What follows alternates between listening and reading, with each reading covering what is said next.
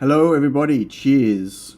Welcome to the last stream of Unexpected Maker in 2023. Yeah, it's not my last stream forever, but it is for 2023, cheers. Wow, I can't believe 2023 is almost over. What a year. It went by fast and slow at the same time. How does that happen? I don't know.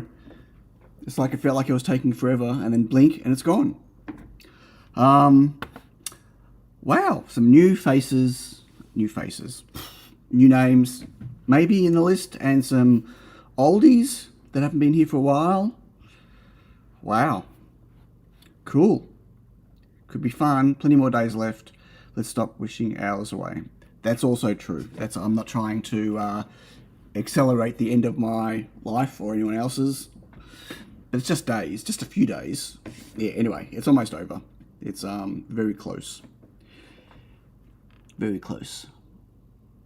Sorry, I'm just looking at names in the chat. Just made a coffee. Realised I didn't make a full coffee. I don't know why. Pretty sure I made it the same as I normally do. The Juki is the PNP. What? Oh, yes, the Juki. Yes. So, it's going to be an AMA. I mean, not that all my streams aren't an AMA anyway, because people ask questions and I answer them, but this is, retrospective AMA, but the one question I won't ask, so don't bother asking. Sorry, the one question I won't answer, don't bother asking, is how much was the Juki? Because I'm not going to say. Oh, that's a cute heart, Alan. It's a heart with a bow tie. Christmas wrapping. I don't know. Bro, wrapping bow. Oh my god, wow. Hello, brain. Wake up. Time to wake up, brain. Wow, okay. Should we start again? I'll shut it all down. We'll start again. I can't talk this morning. List all your secret progress so I can start saving. Well, it's only... No. That's the other thing I'm not going to talk about, is my current secret project, which I've shown on Twitter. For those of you that haven't seen, have a look at my Twitter account. I feel terrible using Twitter still. I really do. Like, I'm pretty much anti everything that X stands for now, or the management of X. But it's a platform that I can't break away from if I want to keep my business sustainable. So, yeah, things like Mastodon and Blue Sky and stuff just haven't really taken off. And I still get, or on Facebook even, or whatever, like I still get more views on my posts on Twitter than I do any other platform, including YouTube. So, don't you mean X? X. Yeah. So, anyway, I feel bad using it as a platform, but gotta do what you gotta do. Twitter's fine, don't worry. Look, I'm not worried. I just, yeah. Anyway, I'm staying out of the politics. I'm really staying out of the politics. We'll all stay out of the politics today. But anyway, on Twitter, I posted Hang on, maybe I'll show you all what I'm talking about. Is that going to work?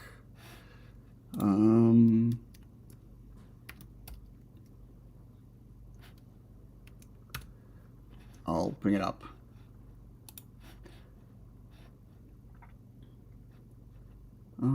This post.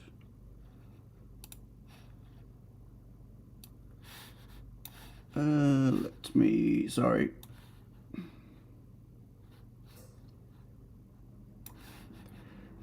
Which one?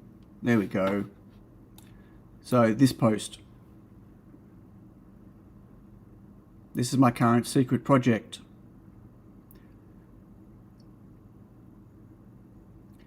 And honestly, this is the most exciting thing I think I've worked on this year.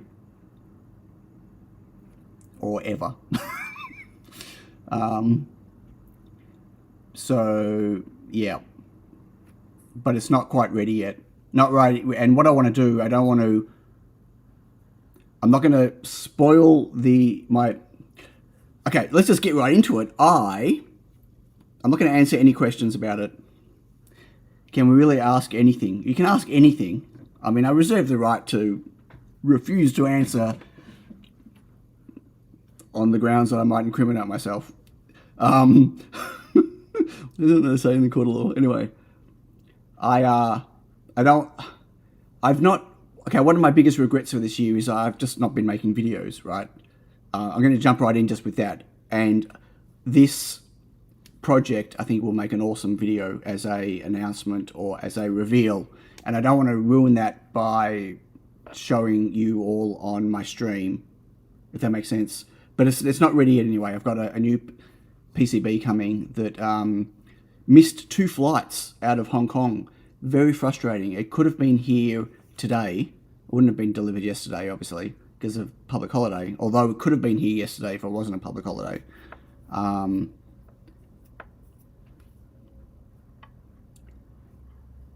Can you, Adam? I'm not going to count them for you, but I'm pretty sure you could count them if you wanted to. I'm pretty sure it's not 42.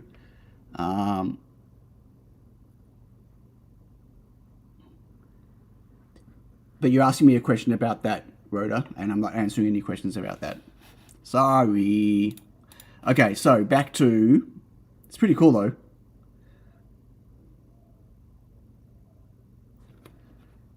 Okay, so... I saw your question, Yomo Prime. Just hold on a moment. So, yeah, we're going to... I've got that playing in the back of my... Over here. I need to get rid of that out of my proof of revision. Okay, so close that window. Gone. All I can see is LEDs going everywhere. It's mesmerizing. Excuse me, I want to say hi to people in the chat first, and then we'll get on with it. So, good morning, Wagon Loads, Yumbo Prime, Alan Madsen, hello. Excuse me. So I got so excited about that I'm now choking. Adam, good morning. Johnny, hello. John Meeking, hello, John. Graham, hello. Jeremy Wilkerson, hi. Peter, how are you doing, Peter? Are you all COVID-free now, or are you still on the recovery path? Rota, hello. Stefan, hello. Yes, long time no see. I hope you're well. Dave Adams, hi. Ray Byrne, hello. Johan, hi. Mr. England, yes. Stop wishing the hours away. Sometimes you just got to do that just to get to the next step. Gustas, hello. Patrick, hi. Alicia, hello. X-Micron, Flowrider65. Ivo, hello, Ivo. In Italy. Deshipu, hello. Dapol Jones. Michael, hello, Michael. Jacques, hi. I'm going backwards in the list now. Christian, hello. I think I've got everyone that's in the list. No, Austin, hello. Did you get your lunch? Has Austin got his lunch? Don't make me hungry. Don't tell me what you're eating. Kevin, hello, Kevin. It's Boxing Day for everyone except for us here in Australia. That was yesterday. And no, I did not do any Boxing Day sale stuff.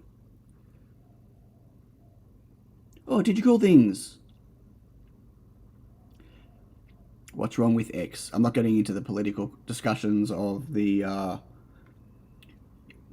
Anyway, yeah, no.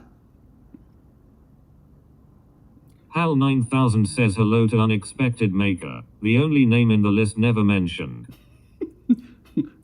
Thanks, Adam. Joke question, when will you make a C3 board? Joke answer, never.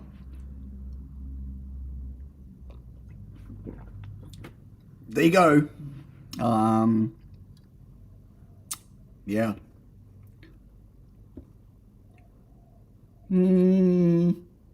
Unlikely. It's just it's not worth it. As a chip, it's not worth it.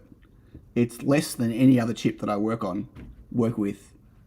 Like, and it's, yeah. And the C6 is the C3, but fixes most of the problems, except no access to PSRAM. That really sucks. Switzerland's full of miles of underground bunkers. Really? That's where, no. Anyway, okay. So, Yumbo Prime's question, for those that aren't aware, the name of the channel, which I used to talk about a long time ago, but haven't for a while, was I am an unexpected maker. I had a friend of mine who said, who was a maker, and I said, hey, I want to be a maker as well. And he goes, what? And I said, I want to be a maker. Like, you know, how do I become a maker? You're a maker. How do I become a maker? And he said to me, dude, you've been doing art, graphics, making games, doing all sorts of stuff, creative stuff your whole life. Like, that's what being a maker is making stuff. Like, it doesn't have to be out of wood or out of electronics. It could just be out of anything. Like, you are a maker already. You know, just decide what stuff you want to make. And kind of like went, oh, I already am a maker. Okay, that was unexpected. And so I came up with the name Unexpected Maker. There you go. That was the short, abridged version. Yeah, Switzerland is where the black hole makers are located. What? This conversation's going downhill quickly. Okay, so seriously, any questions other than what MCU is driving that thing I'm playing with that I showed? COVID banished, I slayed the dragon. Yay. And everyone else? Was it just you? Or was it the rest of your family got it as well, Peter? I hope it was just you. Or, yeah, I hope your family didn't get it. I'm glad. So, different question. Will you be playing with a new MCU in the near future or no plan so far? So, that's an interest. Okay, that's one of the things that have frustrated me a little bit is I've kind of locked myself into this ESP32 space. Mostly because I can't really find anything that's that would justify me playing with as an MCU that offers anything more, better, different to the ESP32.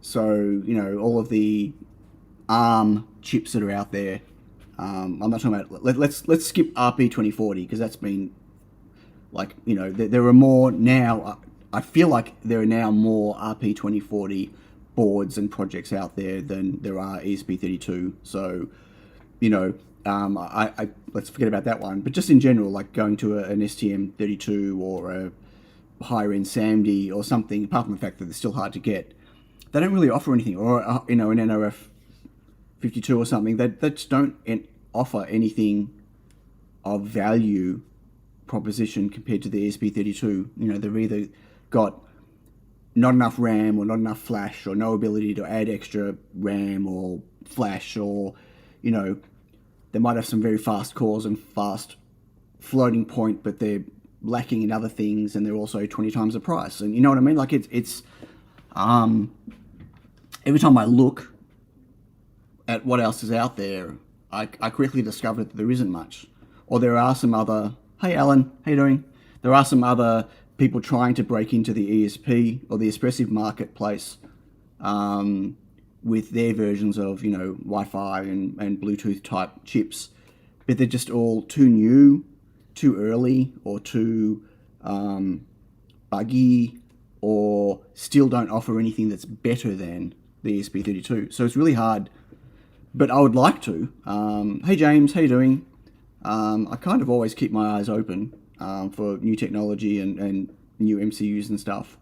There is a new MCU that I'm planning on playing with next year when I can get my hands on it. Obviously, along with a whole lot of other people that are going to want to play with it, and that's still an expressive chip, but that's the P4. I am already preparing in the preparation stage for that. But what am I going to do with it? I don't know. What's it going to be useful for? I don't know. I mean, other than people going to bring up Linux on it, like it's an unknown what it's really going to do.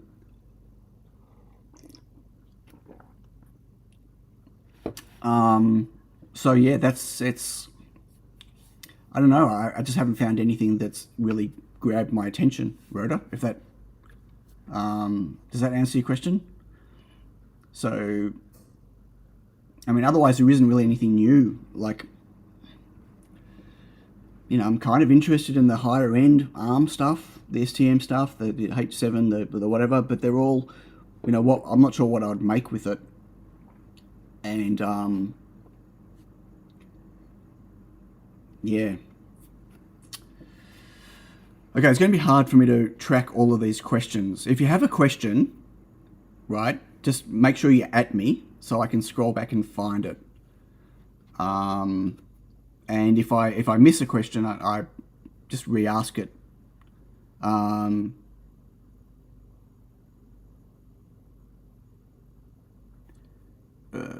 Morning, cracker joke. What is Batman's favorite resistance? I don't know the answer to that one. So I'm just scrolling backwards.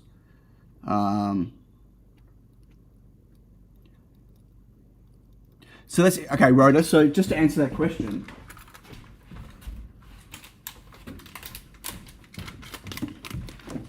I jumped on that kind of ish, a little bit, not those ones. I bought a whole bunch of the CH chips. I went different ones. I was interested in the 582 and the 583. They're little with Bluetooth, or with BLE. I bought a bunch of them. I bought some boards, whatever else. And honestly, apart from the fact that you can just buy some $4 development boards off AliExpress already, with these chips on them, which kind of makes them like, why would I even bother trying to? Brian! I just imploded. Hello, Brian. How you doing? Hello, Rolves.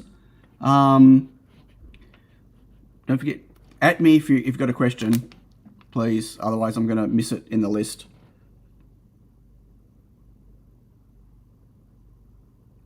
Yeah, that wasn't funny, Adam. I don't think the 0 ohms. Yeah, I don't know. Or maybe I didn't get it.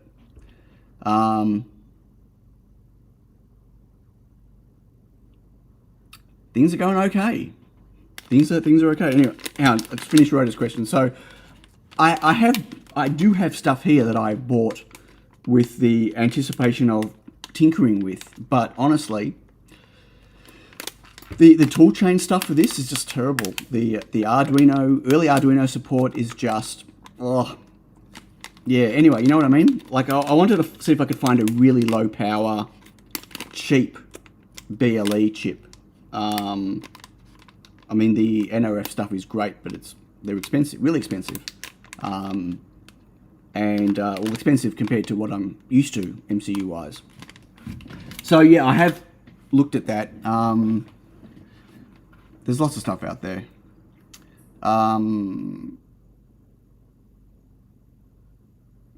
Okay, that's a good question, Shipu, but let me go back. There was other questions. Hang on. Patrick said, a while ago you were talking about needing to hire staff in order to expand. What is happening with this space? It's a new line allowing you to grow. Yeah, that's so that's on my list of bad for the year is that I have really been struggling with staying on top of everything. The ability to grow is hampered by the fact that it's just me, and the ability to take on more, everything's hampered by me, right? I'm the bottleneck on everything. So adding new products into the mix, staying in stock of components and all those, and getting firmware out the door and all that type of stuff, making and packing orders, like it's all on me. So have I been successful in growing this year? Not the way I wanted to. So my ability to hire this year was stopped by my purchase of the Juki. But without the purchase of the Juki, I wouldn't have been able to probably continue, or I would have been in a lot worse shape. The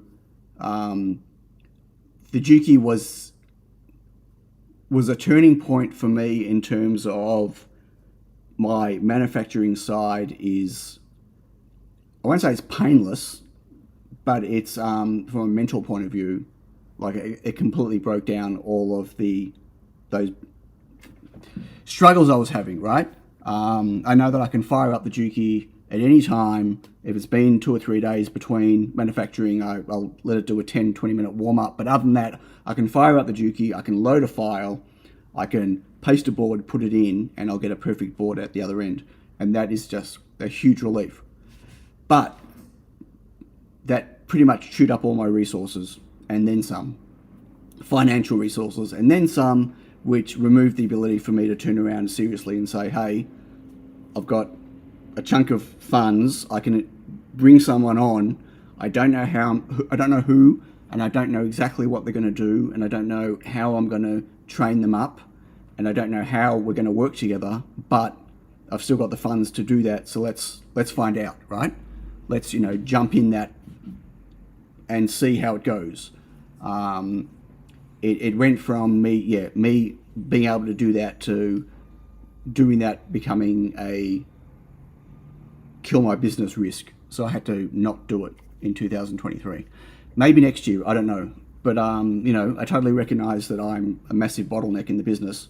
But I'm also getting a lot of stuff done. So, you know what I mean? Like, I have to decide if my frustration is really warranted, or if I should be looking at it from the point of view that I might not be getting everything I want to get done, and I might not be getting products out as fast as I'd like.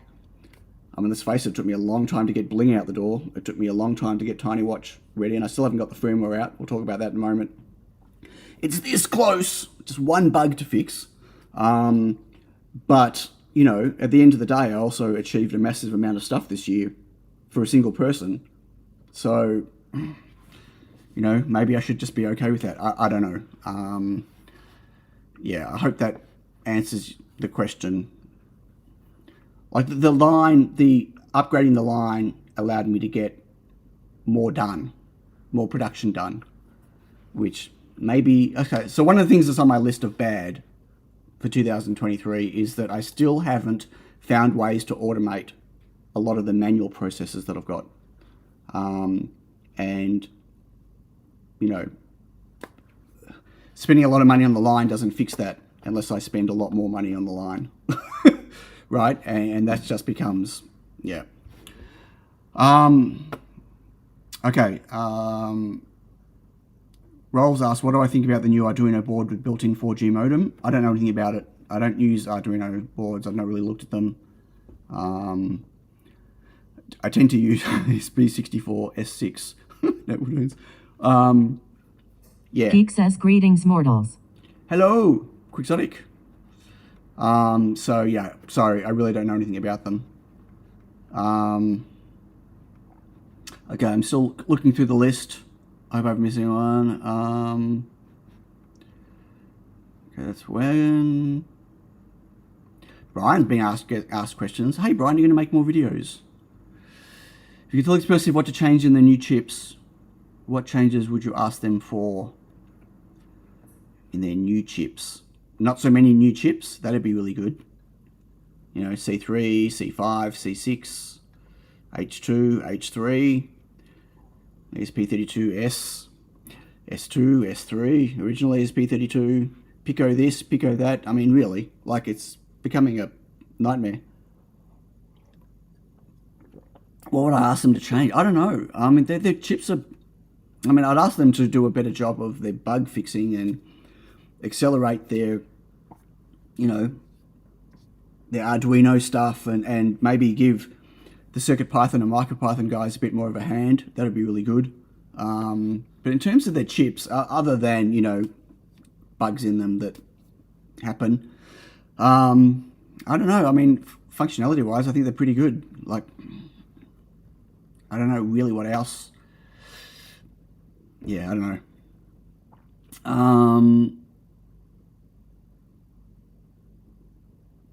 I feel like everyone struggled this year. You're really doing great. Thanks to Shipru.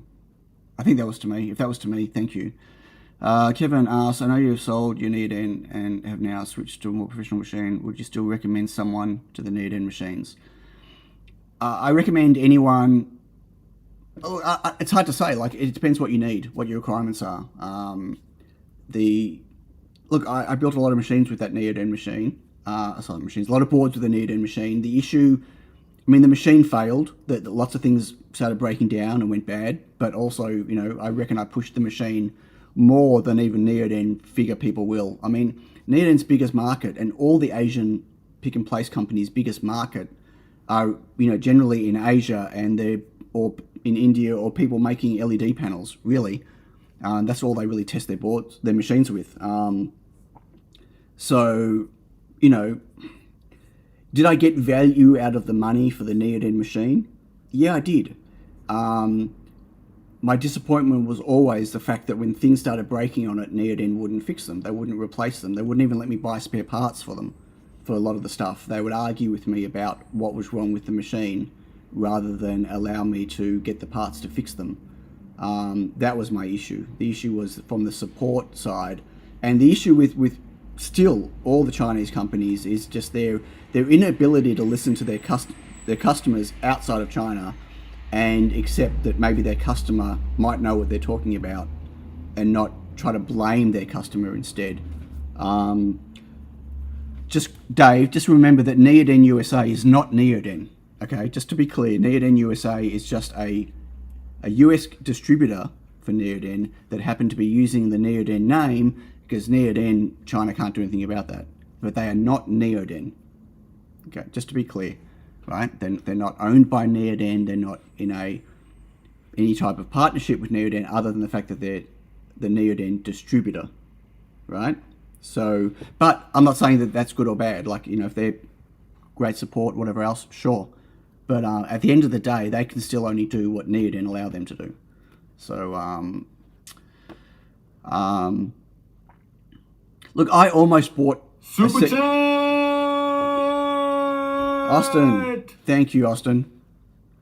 That wasn't necessary, but thank you very much. Yeah, cheers for 2023. Hope 2024 is good for you as well. I almost put a second Neoden on my line because it was definitely a cheaper alternative, but I'm so glad I didn't. It just depends what you're doing. It depends what level of manufacturing you need, the reliability, the size components you're using, and the speed you need, right? And it depends on how much your time is worth and your anguish is worth compared to machine cost, right? It's really... yeah, if it's a if you're just starting out, if it's a first machine, whatever, or if you want to step up to get a little bit more expansion, whatever else, sure. But it's I'm not suggesting people run out and buy a Juki or Samsung or whatever else. Like, you have to need it. You have to be able to justify it, right? But for me, I know I can't go back. Not that I'm buying another Juki. Wow. Okay. Anyone else? Yeah, money spent is money gone.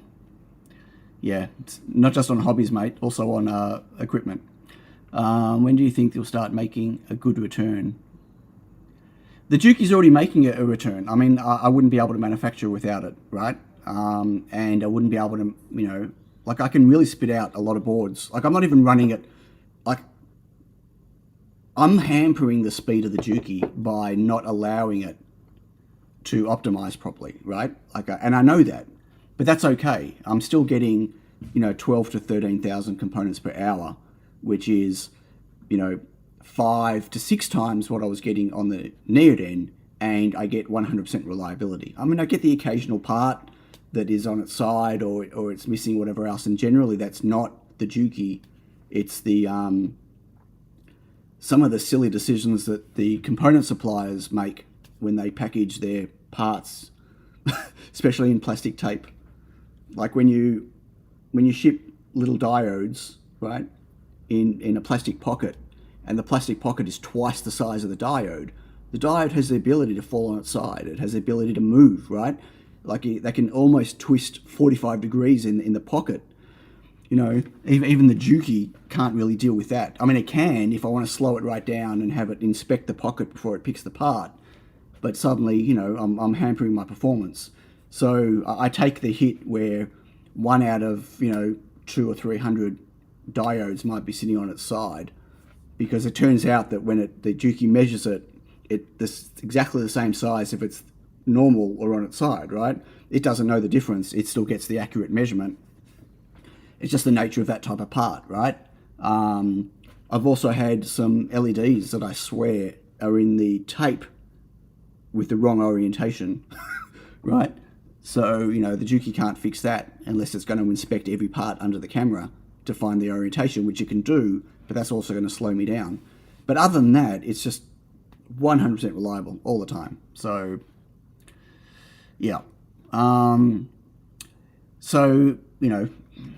guess the question you're really asking, Mr. England, is did I actually make any money this year, right? And the answer is, if I didn't buy the Juki, yes, I would have made money this year. I probably would have made about $100,000 less my time, but that's no wages, right? So, I could have potentially earned, like if that was all to me in wages, then, it's, I'm talking about Aussie dollars, not US dollars, right? Then, okay, I mean, that wasn't terrible, but I spent a lot of the year working 7 days a week. So, but it is what it is. It's fine. Like, so, but the Juki obviously messed all my financials when it comes to profitability this year. So it's hard to say when it will make a return. It's already, the fact from day one, it was allowing me to manufacture at the speeds I needed to, the reliability I needed to. So therefore, it's already given me a return, if not an individual financial return per board, because I can never gauge that. I don't know how I'd even calculate that. I hope that answers the question. Okay. Oh, interesting. So Brian, so did you call things Ask Brian? I know this is AMA for Brian. HMS says thanks. And yeah, perfect. Cheers, thanks. So Brian, did you call things Ask Brian, when are you going to make more videos? And Brian said, I'd like to do more, but I've been trying to make better life decisions rather than better channel decisions. I'm finding it really hard time for everything. Yeah, good on you, Brian. Good choice. Family first. Life, health, fitness, everything else first. Yep. That said, I'm down on myself as well about not making more videos. Thinking bigger, I employ someone is probably an overdue next step to grow your business, but sure, it's risky.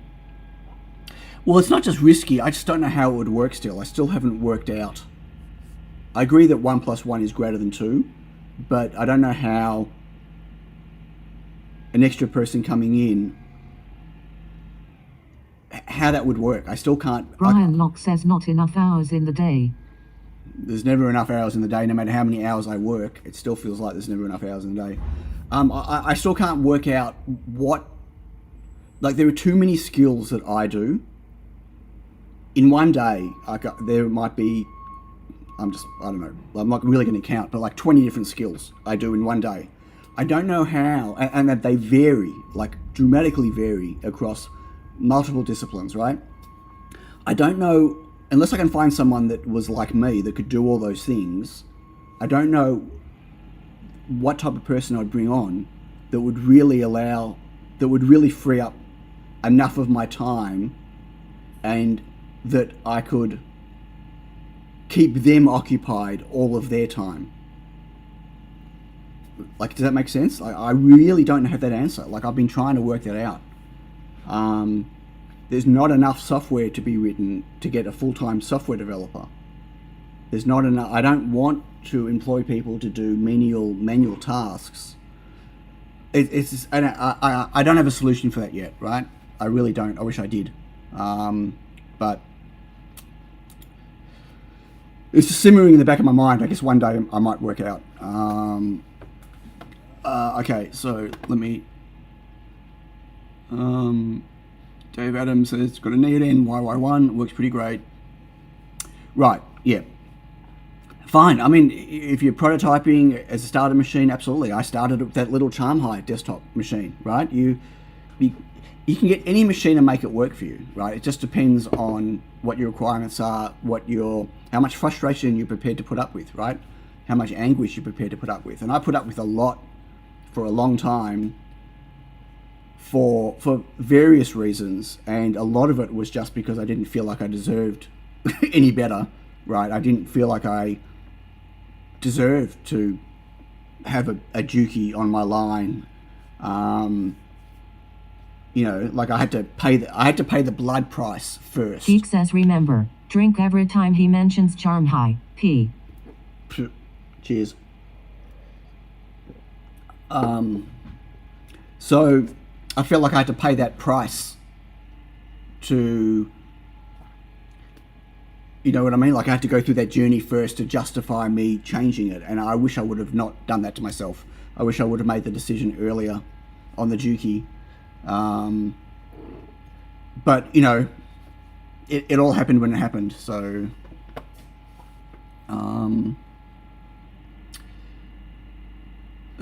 buying stuff only when you need it.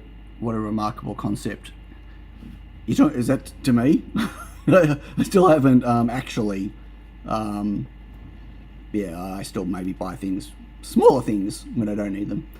How many did you get on the Charmhigh? Which one? So the original Charmhigh was like 800 components an hour, maybe, to make 800 to 1,000, maybe. The 540p, well, that was really unusable for me. Like I never got full panels out of it. I always had to hand place parts or fix parts, so I don't really know. And then the NeoDen, I was only really getting, you know, between 1,500 and maybe almost 3,000 components per hour, depending on what it was. Well under the 16,000 components an hour they rated it at. This stream is not sponsored by Charmhigh. Whoops, drink. Austin Creation says, 3 tools on my list for 2024, P&P, a welder, and a multi-material 3D printing. Yeah, like a YY1 would be really good for you, for your use cases, I think, Austin. A welder, I'd love to learn how to weld, but I don't need a welder. But I'd like to learn how to TIG weld just for the whatever. The 3 tools, or well, not 3, just tools that I really want to, that I still want to get that I haven't got. I still want to get it like a CNC mill. Probably a mill more so than a router now. I used to dream about a big router, like, you know, that I could cut big things with. But at the end of the day, honestly, the type of things I'd like to make now are smaller, but multi-axis. So, you know, I'm talking about like a 5-axis mill. Man, they're expensive unless you buy the Chinese crappy stuff. And I don't know if I want to go down there. The bottleneck is starting to be the human. Oh, I'm always the bottleneck on all of my things. At the moment I'm using a self-made open pen machine. I'm thinking about switch to one step more professional, but want to avoid all of your Charmhighs. So here's the thing, like the one step more professional, it's not really a step unless you go a big step, and then it's a big investment. You know, if you look at the NeoDen, like the NeoDen 10, and then you fit out all the feeders, it's a pretty big jump in price compared to an open P&P or even a small desktop machine. But your capabilities are going to be much higher. But, you know, do you need that? Like, and it doesn't matter. So, a very smart friend of mine once said to me, that's really funny, and this was about a discussion about neodymium at the time, was he said, he said two things to me. He said, firstly, stop with this whole justification about why you need an expensive pick and place machine. It's about want, not about need. It's okay to say, I want to have an expensive pick and place machine, whether you need it or not, right? If you can afford it, I'm not talking about me, just in general. He said, if you can afford it and you want it, buy it. That's the only justification you need, right? You don't have to justify it by how many boards you need to make and blah, blah, blah, and blah, blah, blah. He also said to me, find the best pick and place machine that you can afford and then buy the one above it. Because if don't settle for what you can afford, because it'll limit you, right? Settle for the one above it because it'll give you better than what you can afford, which obviously doesn't make a lot of sense unless you can afford the one above it, right? But really, it turned out to be true for me anyway. Hey Chris, Atomic 14, how you doing? Anyway, I want to get a milling machine of some description. I still want a drill press. I still don't have a drill press. I'm sick and tired of having to drill straight down and not being able to drill straight. That's really frustrating. But I think that's all I really need. No, I want a laser depaneling machine, but we're not even going to go there. So I want a new stencil printer. Yeah. Anyway, next. Can a magnet cause parts still on the tape orient correctly? Not all parts are magnetic, so not really. I don't know.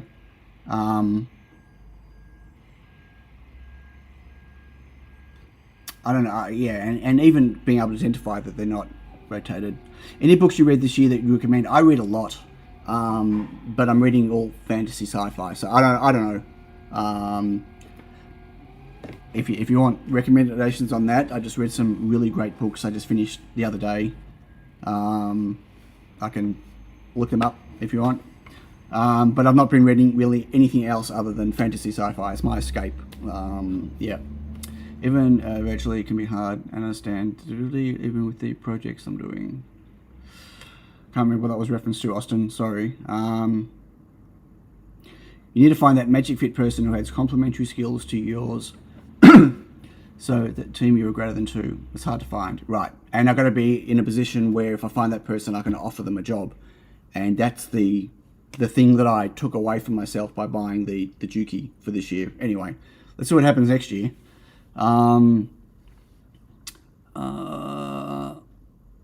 Frustrations are always there as an engineer. Absolutely. But the idea is to remove your frustrations. Can we recommend Stephen Hawes pick and place machine for beginners? I really don't think the Lumen is a beginner machine, because you either need to build it, which isn't a beginner thing, and then tune it and maintain it, or you buy it as a kit but you still need to tune it. So pick and place machines are not beginner machines. But if you're really talking about a beginner machine, you need to buy something that's already pre-assembled and tuned, preferably, because that's where all the time is wasted and spent, I think, when you're a beginner. It's hard enough to learn about the whole process and design for manufacture, and why is my part not reflowing properly on this pads? Is it the placement? Is it the pad size? Is it the aperture of the sensor? Like, all those things are hard enough to learn, but having to tune and tweak your pick and place machine as well to be able to make it actually pick the part, hold it, recognize it properly and place it, I think that already removes the whole beginner barrier, right? So I don't know. I think, the Lumen is better for people that have got experience with 3D printers and multi-axis CNC type things, who can, why is this part not placing properly? Why is it not moving properly? How do I tune this and tweak this? You know what I mean? It's like, it's the difference between buying a bamboo carbon and buying an Ender 3, right? I don't have to ever tune my bamboo carbon. I don't have to level it. I don't have to tension the belts. I don't have to solve bed leveling. You know what I mean? Where on an Ender 3 you do, so it's that whole project versus not project thing. Sometimes you need to know what doesn't work and to know what you need. True, Brian. But how many times in a row do you make that mistake before you just buy something else? Do you need a local seller in Europe? I will actually just have brought 2 on, but sure. So I've got Chip Depot and Tiny Circuits I've got their first order sitting here. Couldn't ship it yesterday because of a public holiday, but that will be going out today or tomorrow, hopefully. So Tiny Circuits in Netherlands, now a reseller, and Chip Depot they're in Switzerland. So, but sure, I'm happy to take on more European resellers, Hubabora. So hit me up on my either Discord DM or on my contact page if you have a suggestion. Oh no, Christian's got to wake up. He's gone. Bye. See you, Chris. Alan's making a 200 by 125 centimeter laser cutter. That is huge. Wait. 200 centimeters, not millimeters. So a 2 meter by 1.25 meter. That is huge. Are you really making one that big? Wow. I really needed a drill press for my Dremel. I've got an actual Dremel. I mean, that would suit, sure, if I had one of the... I looked at those ones you can get for the Dremel that turn it into a dual press. Really expensive. I can buy a dual press cheaper. I've got no place to put one. How many boards panel do you think you can make in 2024? I don't know. I don't even know how many boards I've made. I'm actually curious, but the only way I can work that out is to go through all of my sales, and that'd be a drag. Because I just don't count, right? And so yeah, I don't know, but I've made a lot of. I can make a lot of boards, but that doesn't mean I want to make a lot of boards in 2024. So yeah. What are your thoughts on chip shortage? Is it over and have prices returned to normal? It's not quite over yet. There's still some things dragging. I know Espressif is still having some troubles getting some of their chips made. Longer lead times than anyone would like. And I think mostly it's come down. For the stuff that you can get reliably now, the prices have pretty much gone back to normal. But for some parts, they're still hard to get. Like I'm almost now screwed. My new Johansson antenna that I'm using on my boards. This little guy here. Yeah. 16-week lead time. No stock at Mauser. I found some at DigiKey at a higher price. I'm going to get them off DigiKey. But once they're gone, no antennas again. So the reason I moved is because I couldn't get the other antennas anymore. And now I'm going to have a shortage on these antennas. And I don't know why. Anyway, really frustrated. I found that out 2 days ago. Have you read the Spin Forward Fringe series by Randolph? Spinwood Fringe? No. That does not sound familiar. Let me... so many books that I can't remember authors' names. So I just read... which I really enjoyed, I got to say, from Sabah Tahir, S-A-B-A, and I'll write it, S-A-B-A-A Tahir, and it's, I think the first book was called Ember in the Ashes, and Ember in the Ashes. I just read there's 4 books in the series. I just read those. I really enjoyed them, actually. Something quite different to... Yeah, anyway.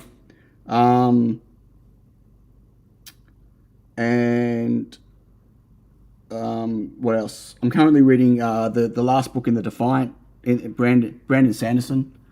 So Defiant just came out. I'm reading that. I've been reading a little bit of Brent Weeks, Weeks. Anyway, Okay.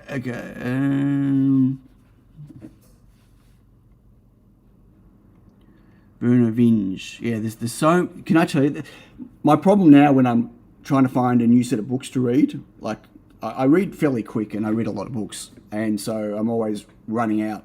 I like reading things that have got lots of books in the series to make sure that I've got stuff to read. Is every time I run out and I go to look for something new, there are so many books out there, it's just hard to know which one to pick next, like which series to pick next. It's frustrating. Exclusive espresso chips on new in products, considering other brand chips too. Yeah, hey Mike, how you doing? Spoke about that earlier. I haven't found any other chips that really I'd want to jump onto. So it's not that I'm specifically going exclusive. It's just that I don't know what else I do.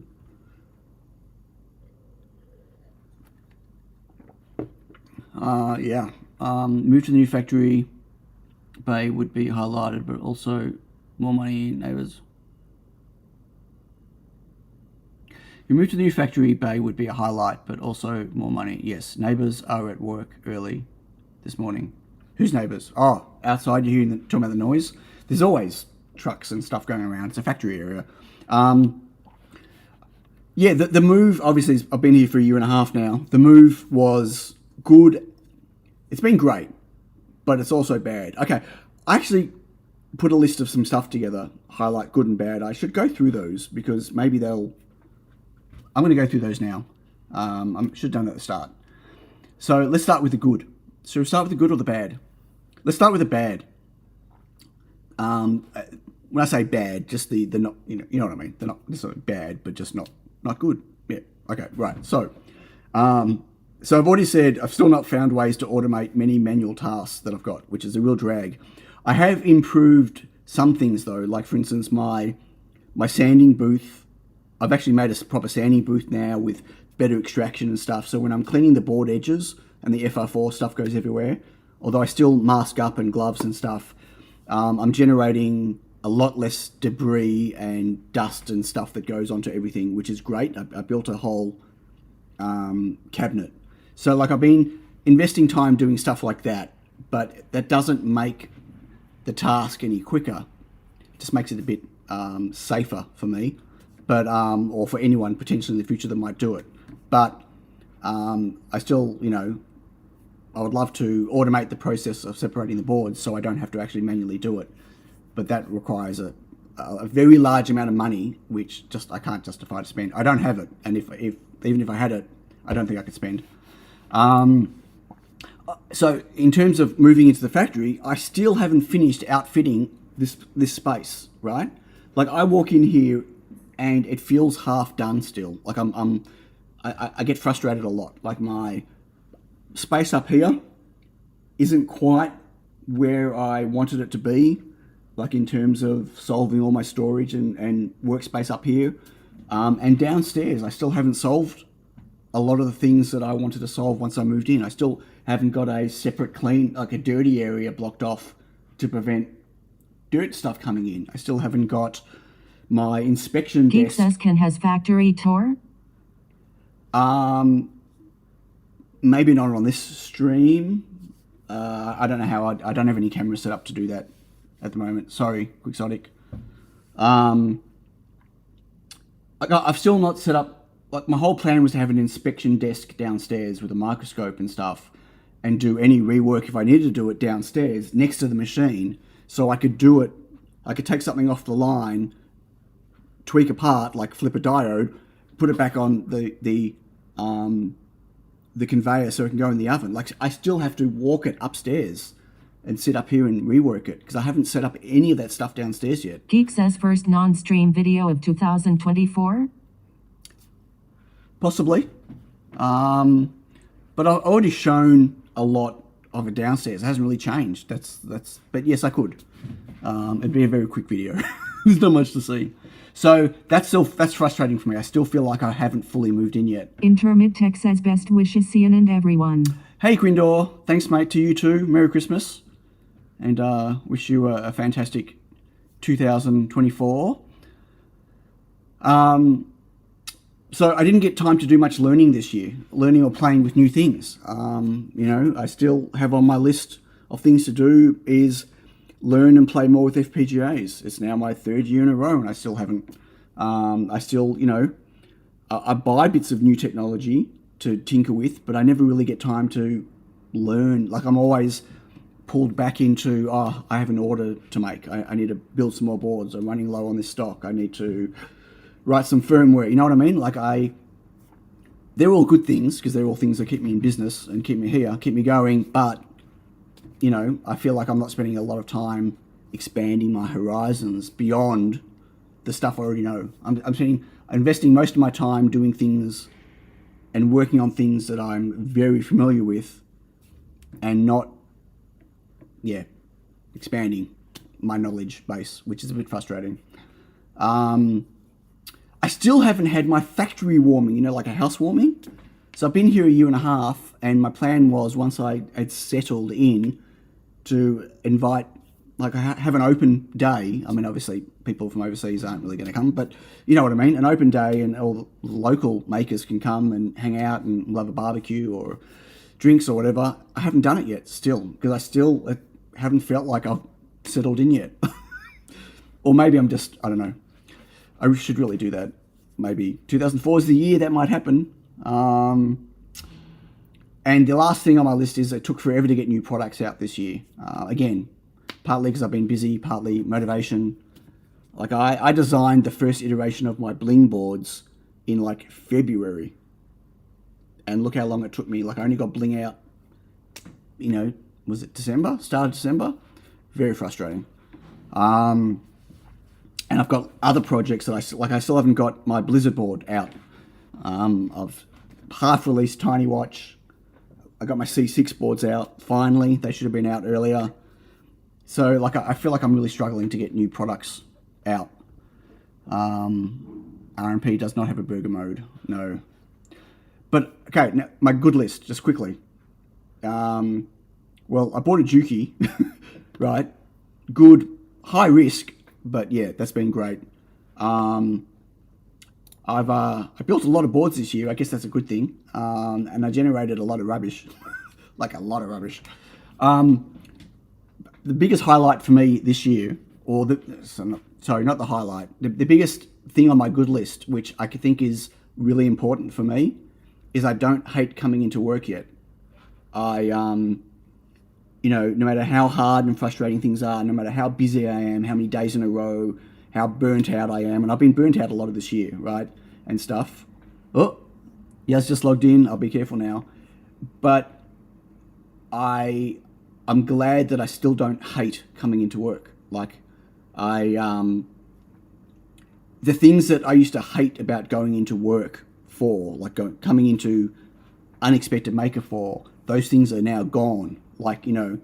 The whole, the pick and place saga of never knowing what was having to come in and do a manufacturing run and not knowing if every board that gets produced is going to be shit, if it's going to need rework, what was going to happen on my production today.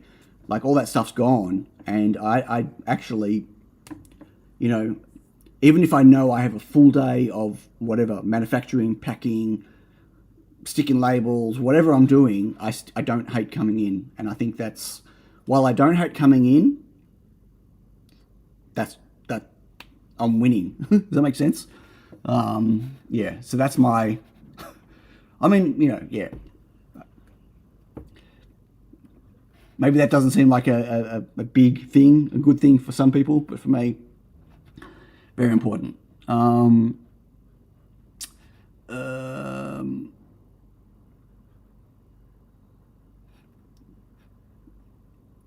Okay, run burgers through the reflow oven. Yeah, I wouldn't want to do that. First thing a maker should build is a clone of themselves. Yeah, that's still illegal though, isn't it? Have you tried doing any work with AI tools? I tried a couple of them and think they could be useful for people who know what they're doing. I haven't. I've been playing just recently with ChatGPT. ChatGPT's been helping me write my documentation for Tiny Watch, which is interesting. Not great, but not terrible. But I don't even understand what I would spin up my own, whatever. Like, yeah, I don't know. I'm really not looking at the. I'm kind of interested in the graphics based AI tools, like just from a visualization point of view stuff. But I don't know. I haven't spent any time looking at them, Brian. That's the problem. I just don't. I've had no time to really look at new things much, and every time I'm kind of interested in something, I get pulled back into the other things I have to get done. Pick and place pickles. Okay, still going. I don't even know what a Segway RMP is. Wagon loads. Oh, hey, Ian Scott Johnson. What's an ongoing compromise? Which one is that? What's that reference to? What I said about the whole learning new things versus getting work done? Yeah, I think so. If that's what you meant. Now, I don't want to do AI thumbnails. I'm talking about just the whole, hey, draw me a picture of blah, blah, blah. And I'm from an artistic point of view, that stuff intrigues me. But, people who know what they're doing, I feel excluded. Yeah, I don't know what I'm doing. So, a question that comes up. So here you go. Here's an interesting tidbit. Right. So the biggest question I've had since I started my maker journey, right? I still haven't answered, right? And it's a kind of important question. So the question I had at the start of this journey was, so I just finished with games. I shut it all down. Didn't want to make games anymore. Can I make a living out of being a maker?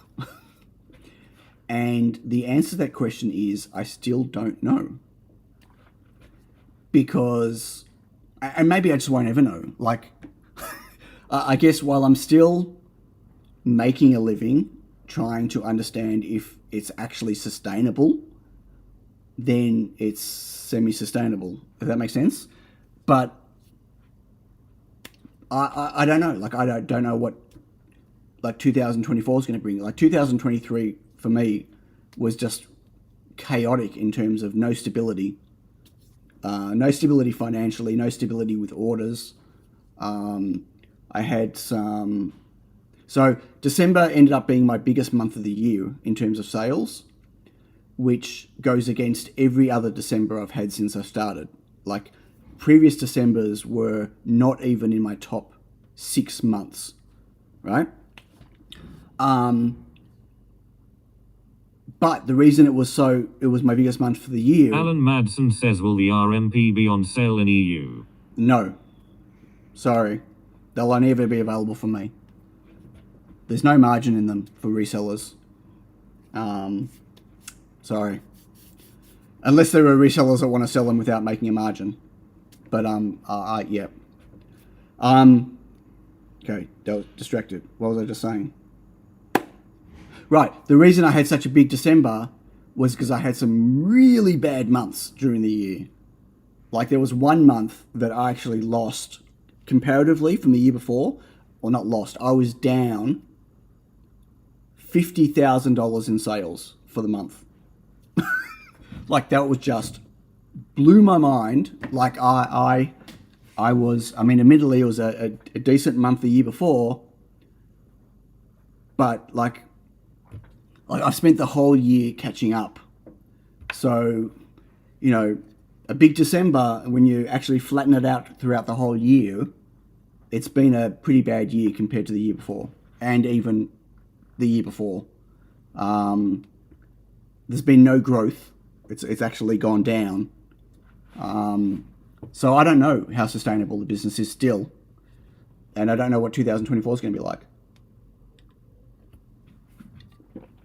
Segway RMP is a two-wheel self-balancing. I know what a Segway is. I don't know what the RMP part of the Segway is. That's all.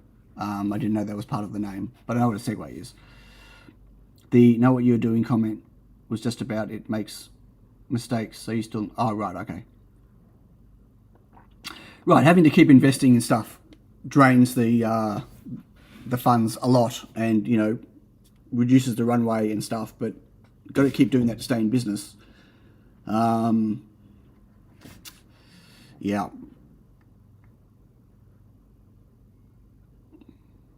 I was interested in looking at Copilot, but you got to pay for it. And I thought, like, there's not even get a free month or something to see if it's something that's useful.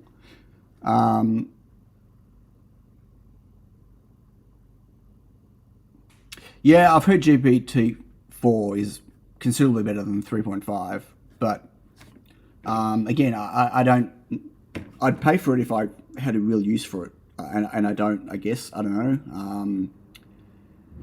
The JetBrains stuff, AI apparently I've heard is okay, but I don't use any of their products. I looked at using, what was it, the PyCharm a couple of times, but I don't know. I'm used to what I'm used to, so I just keep using Visual Studio Code. Yeah. How's your morning going, Yaz? I hope it's going okay. Is there anything you would change about the ESP32 if you could? Yeah, well, who asked me that? Someone, Deshipu earlier. Not really. I don't know. I don't know. I'm disappointed the S3 lost the DAC. I think the DAC's useful. I think it's no DAC in the S3 is frustrating, and I was okay with it losing classic Bluetooth, although I guess that cuts out a lot of stuff like streaming audio and whatever else. But it's frustrating that there's no alternative to that for a lot of people. So no streaming audio, Bluetooth audio is a pain, but no DAC.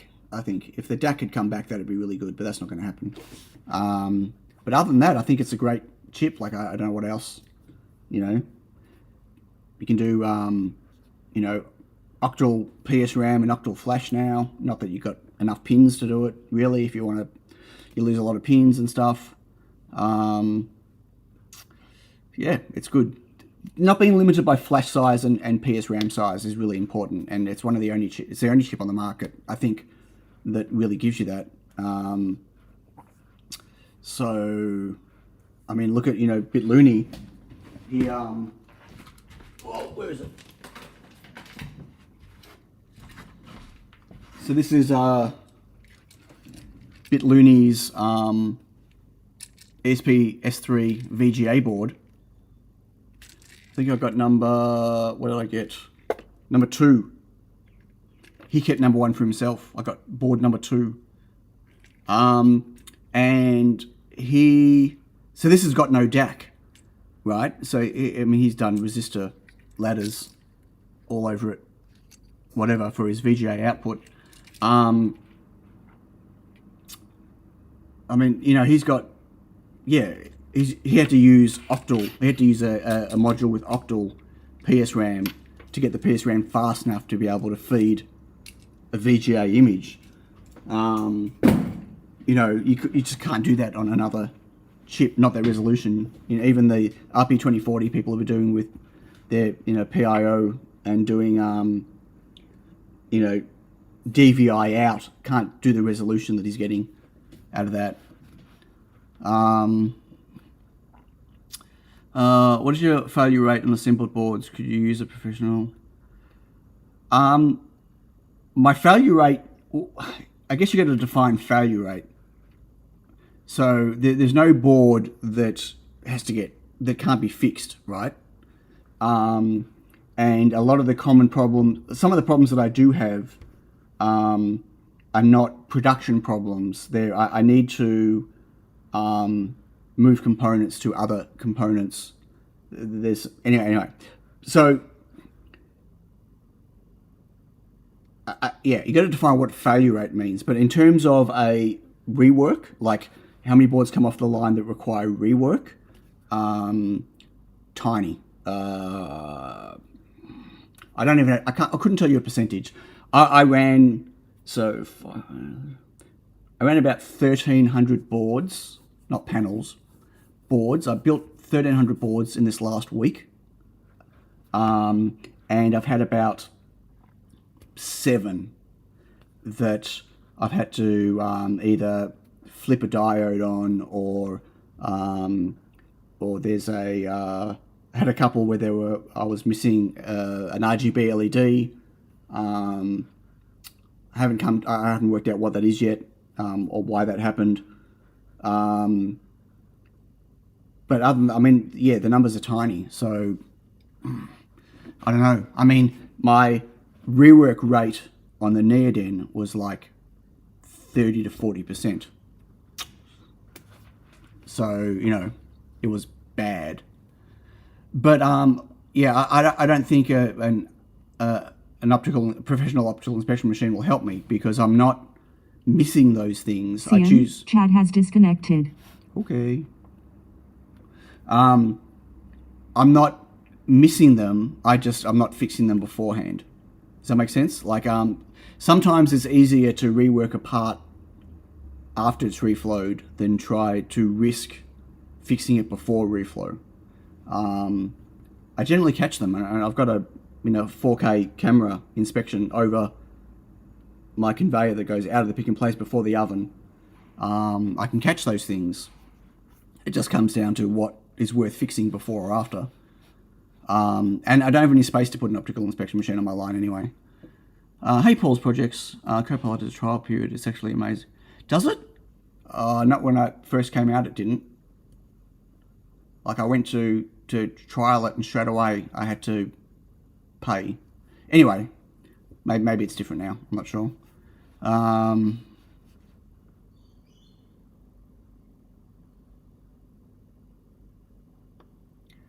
Okay, what do you think you would be doing if you didn't follow the maker journey? Oh, God. Still seeing an offer somewhere, writing programs for a company or something else? That's a good question. I don't think I'd ever be working... I don't know. I don't work well with other companies. No, let me rephrase that. I'm just... Between my ADHD and being stuck in my ways, I'm not a good employee. Like, I'm not. That's why I've always done my own thing. I don't know if I could be working for someone else for maybe small contracts, but I don't know. I don't even like doing contract work with Unexpected Maker for other people generally, right? So I don't know what I would do if I wasn't be making stuff. And that's interesting, because I feel like the move to the factory has put a chain around my ankle in a way. So when I was working at home, even though, garage was full and it was really hard to work that way and whatever, I had in the back of my mind, and this is the ADHD, right? In the back of my mind, I always had an out. I always had if I don't want to do this anymore, I could just shut down and do something else, because all I had to solve was what else was I going to do. I didn't have to solve what am I going to do with all of this stuff that I'm left with. Geek says, oh, look, a squirrel. But now, if I was to go, you know what, I don't want to do this anymore, or I can't do this anymore, or for whatever reason, this is not sustainable anymore, what am I going to do? Like, apart from the fact I have a lease that I need to break or not break or whatever, right? Where do I put all this stuff? Where do I store it? I mean, I could sell stuff, not sell. What can I sell? Like, you know what I mean? Like, it's I've removed my my ability to bail whenever I feel like it, right? Which is an interesting spot I've put myself in. All my business choices throughout my whole life have been ones that I could bail from whenever I chose, except for this now. So I'm kind of committed.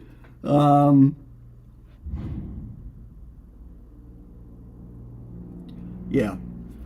Sorry. Okay, I'm going back. Of the SP30 chips, which is your favorite? I think definitely the S3. Honestly, like I brought out a C6 board, tiny C6, and I think that the C6 is interesting because of the Wi-Fi 6. But right now there isn't anything really that can leverage that. Not yet. And Zigbee and Thread is not stuff I'm playing with, so I'm not really interested in playing with. And they're not even really there yet for the C6. So it's hard to, I think the C6 could be interesting, but the lack of PS RAM on it is a problem. Like, my Tiny Watch originally was going to be a Tiny Watch C6, but I just did not have enough pins for all the peripherals I wanted, and there's just not enough RAM to do anything really nice graphically. But also it's an MCU, and not really the type of thing you'd maybe stick in a watch. I don't know. Maybe it could be a coprocessor for a watch, but yeah, the S3 still ticks, except for the DAC, as you're aware, Chris. If there was a DAC, your little TV project would be finished on the Tiny Watch. Other than the DAC, missing DAC, the S3 ticks every box.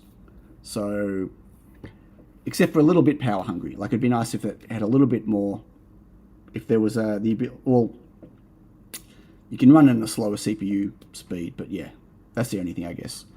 Hey, Mr. Agony. Season's greeting to you too.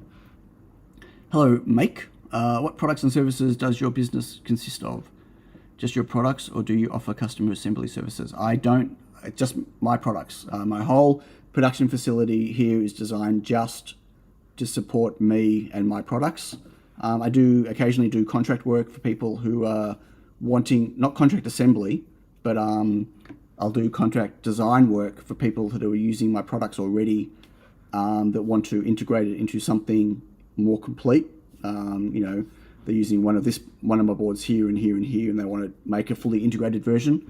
But I'll only do that design work if I'm designing it and manufacturing it for them. I won't design it and give them design to do somewhere else, and I won't just manufacture someone else's work. So everything here is designed to, support me with what I do. And I already answered that question about would I recommend a Neoden. If you just go back to near the start, we had a long discussion about that. So I recommend you buying whatever you need to get your job done. Like, that's the easiest answer. Hope you find an antenna. Well, that Johansson antenna is used on all of my boards now, except for my original Tiny Pico and Tiny Pico Nano. It's even used on Bling, it's used on Tiny Watch, it's used everywhere. And so, yeah, I need to... That's going to be a potential problem going forward. Yaz, same. Sorry, it took me so long to get back to that. I'm still going through the list. Bummer. Clef, I recall some discussion previously regarding certification challenges, particularly regarding EU relations that are concerned. I don't have a solution. I haven't got my board certified still. Honestly, I've not had the need. Does that make sense? People are buying my boards from the EU as they are. I have resellers in the EU selling my boards as they are. And I still don't believe that development boards should be certified, or should be required to be certified. That's a a different thing altogether. So, and I've just not found the justification to certify my boards. That the cost is too high. There'll be no financial reward for it for me. It'll just harm the price point for everyone else that wants to buy them. But yeah, the EU, it's a fringe market. It's a tiny market. Hey, Keen, how you doing? Like, as many boards as I'm selling, they're not consumer facing, as in, the people who buy them are consumers. That's what consumerism is, but they're not retail products. They're not going to people that have no idea what they are and are just going to plug them in, and they're supposed to just do something for them. You know what I mean? They're going to people who are playing and tinkering with electronics, and yeah. So yeah, it's an interesting problem. If I was to drop $20,000 or $30,000 to certify my US dollars to certify my boards, I would not get a return on that at all. So I would have to up my prices to cover that cost, which means people are going to pay more for them whether they need them certified or not, and that's going to reduce my sales as well. So, you know, it's a dilemma. Yeah. Sorry, I really don't have an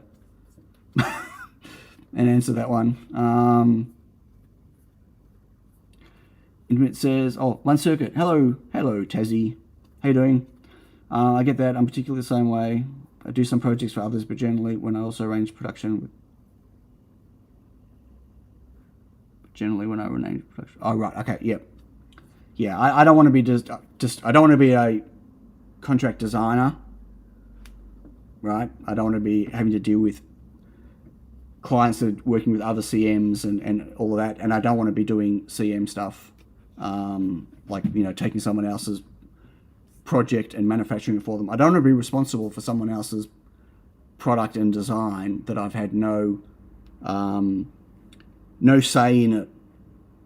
Like, you know what I mean? Like, product comes off my line, goes back to them.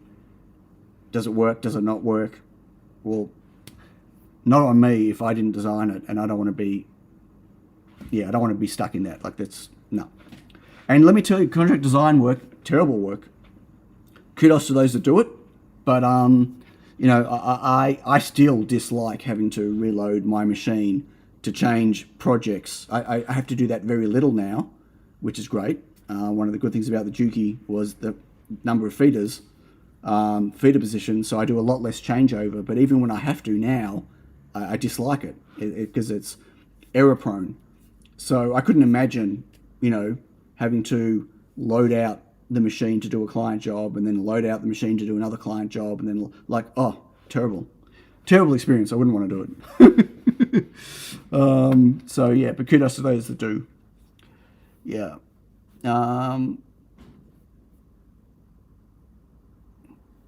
Yeah, the same, Quindor. Like, I'm also quite particular in the type of things I like doing and type of things I don't want to do. So yeah, and that doesn't mean I take on every client that comes to me that wants to get a custom board done. You know, it really depends on what it is and if it, you know, if I have capacity and if I, you know, I don't want to add extra stress onto myself when I've already got a lot of stuff to juggle, because that just gets in the way. Big assembly plans to do a lot of varied client stuff also don't have one pick and place machine. No, well, no, not all of them actually. Like big assembly places overseas, sure, but not, you know, local. Like not, you know, you look at a company like, I mean, that's a great example is Microtype. Kyle from Microtype. They actually stopped doing CM work, but they've actually just now revamping and going full on into the CM work again. He just bought a selective solder machine and an X-ray machine and some other stuff. Again, investing heavily in doing that. They're just running the one line. They've just got the one pick and place machine. A lot of the small CMs, you know, local CMs, they don't run multiple lines or have multiple machines. But if your machine is just there to do CM work, that's also different because, you know, I've got a lot of products now in my range, and so my machine's optimized to do as little changeover as I can do to do as many products as I can, right? To reduce errors and just reduce setup time. So every time I have to change that, I break that setup. But if my machine was sitting there with nothing on it, or just jelly bean stuff on it all the time, with plenty of free feeder positions that could be populated for client work and then taken off, that would be a different story, because I wouldn't be taking my perfectly tuned setup for my products and, you know, hindering that to get a client job done and then having to go and reset it all up again. You know what I mean? Does that make sense? So I guess it depends, but I still don't want to be responsible for someone's design. You know, like I don't want them to get their board and go, oh, this isn't kind of working properly. Well, the designer blames the manufacturer or the assembler, and the assembler blames the designer, and who's actually responsible for it, and whatever, and who has to spend their time trying to hunt down what the problem is. Hey, Rat Madness. I don't want to be doing that type of stuff. Yeah, no. Especially if it's not just a digital design, if there's analog elements on it and stuff. I don't want to be responsible for the all the things that you got to look at when it comes to manufacturing a board for someone. Will you get a second P&P for redundancy if no other reason? So my plan originally was to get a second Neoden for redundancy. I had no redundancy. Intermit Tech says, oh yes, get it. While I do use such services, I recently visited my PCB fab and assembly plant in China. Was cool to see. Oh, did you? That's awesome. Yeah. I mean, seeing large companies do it at scale is great. But yeah. Right, and that's the other thing, right? As Keen just said, and this is what the Juki can do, is they don't swap out individual feeders. They use trolleys, right? And so they'd have a client set up on a trolley, assuming you can fit it on the one trolley, or it might be multiple trolleys, and they go and actually plug the client's ones in, they run their job, it's already set up, and then they unplug it, and they plug something else in. That only works if all the components are coming for that client's job specifically, so they're separate components, and you have trolleys and you have enough feeders that you can not have to pull parts off your own feeders to load up the client's ones. Like the investment there is massive, but that's what large companies would do, right? So my Juki can do that, but I didn't buy the trolleys because I don't have need of them. It would have been a much bigger expense for me to use the trolleys where I don't have that changeover requirement. I need a change. Like I ran my fan controllers. I was out of my Reflow Master Pro fan controllers, and so I ran all of the panels I had yesterday. It was funny. I said to myself, I'm just going to run 4 panels, which is the 16 on a panel. So it would have given me 64. So I'm just going to run 4 panels. And then, it's already going. I might just run another 2, so I've got some extras. And then, you know what? I might just run another 2, and that'll give me 128 of them, right? That should last me a little while. And then I look and go, oh, God, there's only like 6 or 8 panels left. I might as well just run them all. So I ran them all. I got a pile of them like this, right? And what was interesting, because I don't run these very often, because I normally do like 100 at a time, 128 at a time. And so I haven't needed to make them for like 4 months or so. Every part on this does not live on my pick and place machine. And this was designed so long ago, like it's got 0805 and 06. Well, the 0805 caps are there on purpose because I need really high voltage, 50 volt Keen good Mazel caps. says, Deborah says hello. Hey Deborah, Merry Christmas. I hope you're well. But the 0603 parts that are on here and the large diodes and stuff, like they are, I wouldn't use them now. Like my machine's already loaded up with 0402. I'm actually going to redesign these boards now to use what's already on there, because I had to actually pull off. So I've got no spare feeders, right? Every single feeder I've got has got components on it. They're stored on my rack with components and stuff. So I can swap them out quickly. I don't want to be swapping parts on feeders. I'd rather swap feeders. But they're expensive. I'm not going to buy any more right now, even though I'd like to. So I had to actually pull off parts and lose parts in the process of doing that, because there's a whole bunch of parts that are exposed when you pull them out, just to get these on there to be able to make them, which is why I ended up making every single panel, because I didn't want to run out again in 2 months and then have to do all that again. But like my plan is, like, so my Reflow Master Pros, the last panels revision change I did as I moved all of my 0603 parts to 0402. I'm standardizing more on all the parts that are already on the machine is what I'm trying to say. So I have less changeover. But like I had to do that was a pain. And then I had to, remember where they all go and then pull them all off and put the other parts back on again and get them back in the machine so I could continue manufacturing other stuff. So that's one of my challenges for 2024. Early 2024 is to go over all of my stuff that I've got here and all the fringe stuff and make sure that I've standardized on as much as I can on those. Adam! Hey, Adam. Merry Christmas, mate. How are you?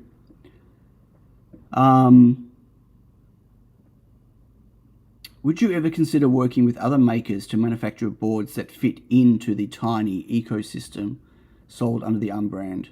Not contract manufacturing per se, but designs that work with the constraints of your line, part selection, defirm, etc., and a way to expand your product line. Sure. I mean, I guess when I originally designed the tiny Pico and that tiny footprint, and why I've stuck, like all of my boards have got a tiny version of them, tiny S2, tiny S3, tiny C6. I was hoping to, you know, I'm not a native fruit, I don't have their leverage, but I was hoping to design a board format that other people would use. Like, you know, that I was hoping I'd see other boards by other people come out using the same footprint, right? And then shields or add-on boards with the same footprint. But it never really happened. There were some people that made boards, like you made your audio board. But Lenny made his VGA board. I think Brian made a couple of boards, but it never really happened. Alex, Tiny LED Matrix, did his LOL RGB, which I actually manufacture and sell here. But that was it. So yeah, I think that would be cool. I'd definitely be keen to do that. But yeah, and then the Xiaomi, whatever their format little board, the one that the Cutie Pie uses, that kind of came out, and everyone's jumped on that format, which personally I hate. Like, I think it's too small. I've got one here somewhere. It's too small and requires the boards to, if you want to put anything at all on the board, it's got to be double-sided.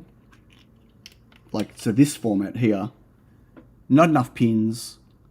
It's got to be double-sided, and I don't know. I really, yeah, it's frustrating that this took off for no particular reason, I guess. But my tiny, oh, I got one, you know. So this took off, and this didn't, and you know, yeah, I don't know. Anyway, it is what it is.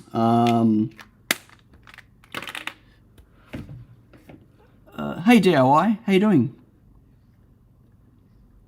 So I heard about most boards modules as they have no mounting holes.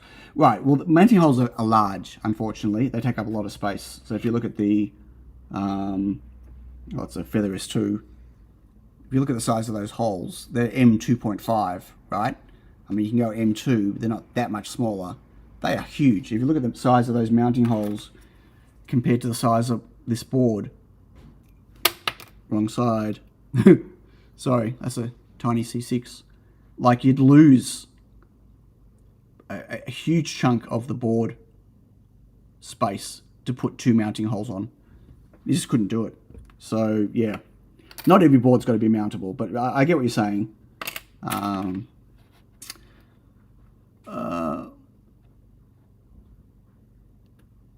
least you have no stock of this designer board. What? No stock. So now you can redesign to be easier to make. I don't understand what that was from Quixotic. Sorry, I missed that.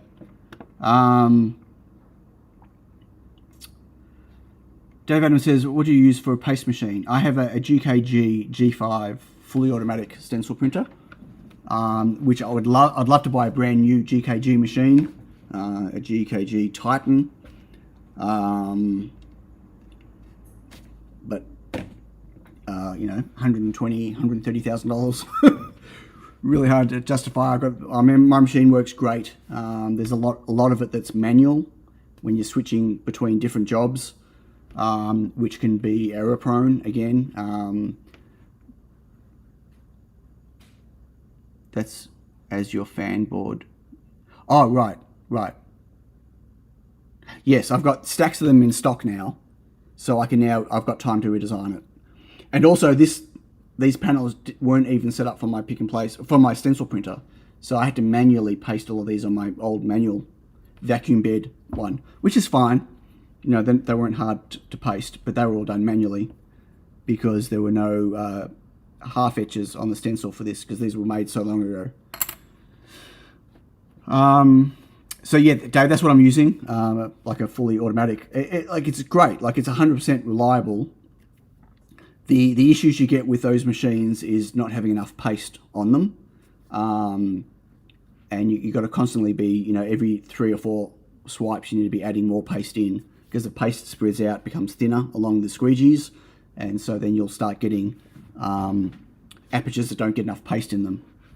But that's the same with any type of whether it's manual and you don't put enough paste on, or it keeps, you know, sweeping out the sides and you don't refill it, or semi-auto, they're all the same. But other than that, look, the stencil printer's great, like really good quality pasting. But there are some features I would like that are missing from it. But the next step up is, you know, again, yeah, $100 and something thousand. Atomic 14 says building an ecosystem is really hard. Yes, I know. Yeah. How about most boards and modules? Is there? I already did that one. I have a USB-C PD board, but can't do much with it as I've got no way to attach it to anything. Right. Okay. Yeah, it's hard when you make things small. Mounting is a problem. Hey, Cable Tie. Merry Christmas, mate. Merry Christmas. Paste is an area we're having trouble. Right. Paste is the biggest, most important thing. Bad paste. You can have a $1 million pick and place machine, and that can't fix bad paste. Or the best oven in the world can't fix bad paste. But you can have really good paste and a really shit pick and place machine and still get good results. So paste is the most important thing. If you paste a panel or a board and it's not right, wipe it down. Don't try to use it unless you're prepared to sit there trying to fix it all. And not everything can be fixed. Hey, Pro Engineer. Paste is super, super important. Yeah, really, it's the most important thing. What's your most favorite low melt solder paste? I don't have. I used to use a lot of low temp stuff. I don't use any low temp anymore. I found lots of problems out in the wild with low temp stuff. It seems to be very susceptible to different atmospheric conditions, like high humidity and stuff like that. I don't know what it is about it, but I used to have really bizarre things happen with the solder joints on some of my boards when I was using low temp back in the day. Like, you know, this is years ago. Like my first Tiny Pico boards that I built, commercial, like products, the ones that were shipped, they were all using a low temp, lead free. So everything's high temp. Yeah, I don't do any low temp now. I wish they made a mid temp lead free, but they can't do it. You know, like the same temperature as leaded, like 188, 189. That would be great if there was that plus the high temp, but there isn't there. So I'm using, yeah, like lead free high temp. So, you know, 225, 235, whatever what it is.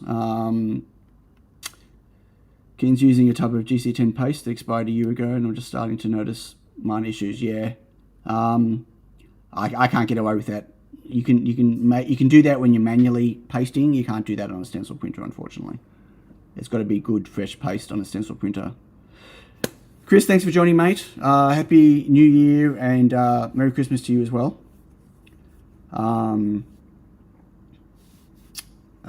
Thanks for all your fun videos this year, Chris. Very enjoyable to watch. And look forward to seeing what craziness you come up with next year. And thanks for doing all the Maker newsletters. For those that aren't aware, Chris, Atomic 14, puts together all the Maker people newsletters that come out every month in your email inboxes. So good on you for doing that as well. Yeah, I'm using SAC 305. I use I've got a water-based SAC 305, and then I've got No Clean that I'm now using for my bling for the double-sided. because I can't clean them because of the MEMS microphone. David Jones says, which is your favorite board? I don't know. The Tiny Pico is always going to be, like I'm still making them. I'm still selling as many as I was before. It's always going to hold a nice spot for me. Here is one here. These are boards that I need to test still. Piles of them. Oh my god, so many boards. These are UFL versions. Yeah, I'm still making. I don't know. I love my little Tiny Pico, but I think maybe the Tiny S3 is my favorite. But I think my current secret project that I'm working on right now, that I showed the video for at the start of the stream, that I think will be my most favorite thing I've made to date, if I can finish it and pull it off. If I get it to a manufacturable state, it's something that really excites me. So here's one I prepared earlier. Here's I might have run. I ran like 600 of them the other day, and I tested all the ones I needed to pack, and then I tested a whole bunch that I put back in stock because I was out of stock, and they're extras, so which I need to test. But yeah, takes time to test.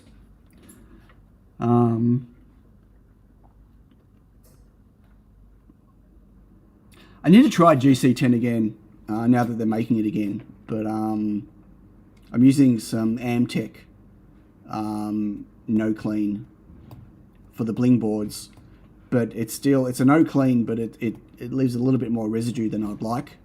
I tried the ChemTools M8 no clean, but that also leaves a bit of residue, different residue. I've heard the GC10, the Loctite's good. The problem is the tubs it comes in doesn't fit in my mixing machine.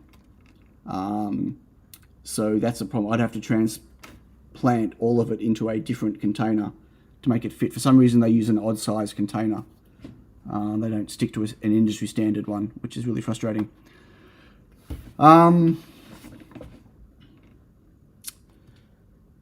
Yeah. Any other questions?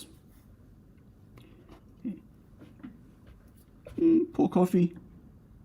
Dregs. Cold.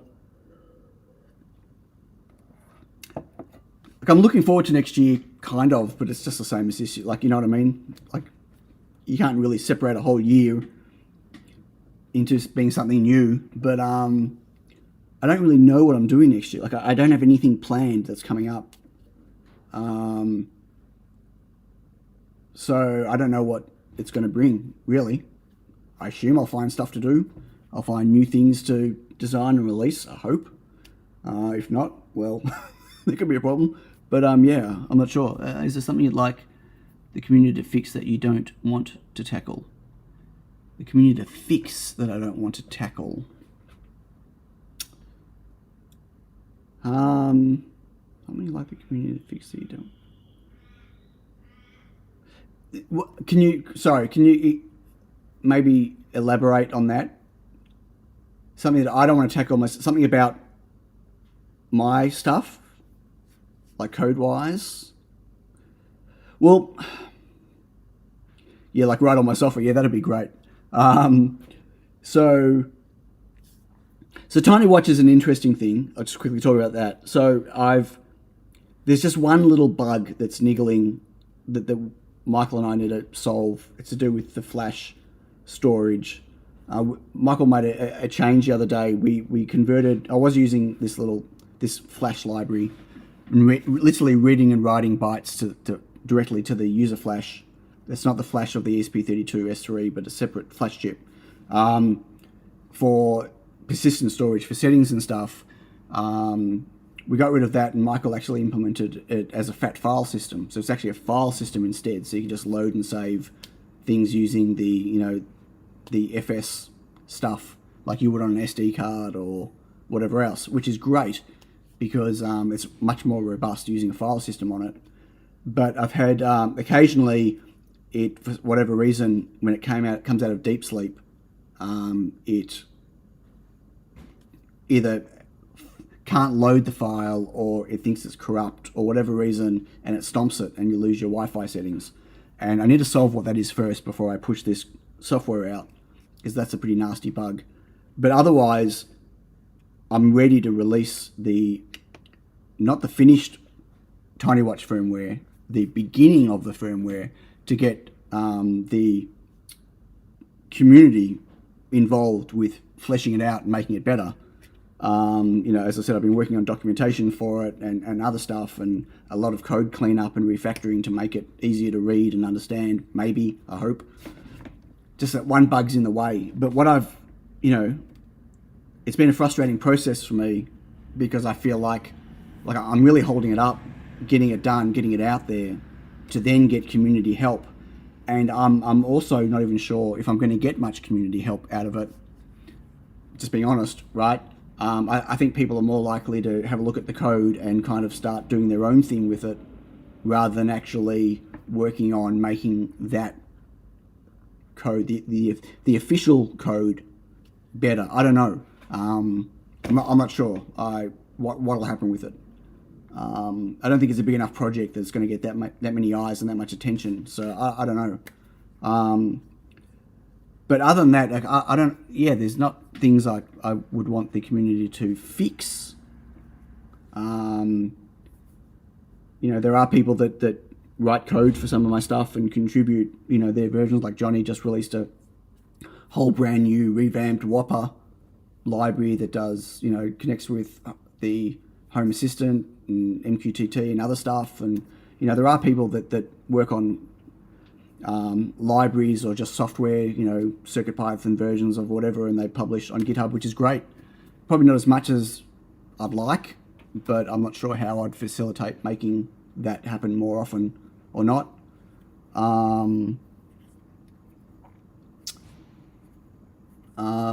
So like nothing for them to fix, but more collaboration, I guess, maybe might be nice. I don't know. I just don't know how it would work.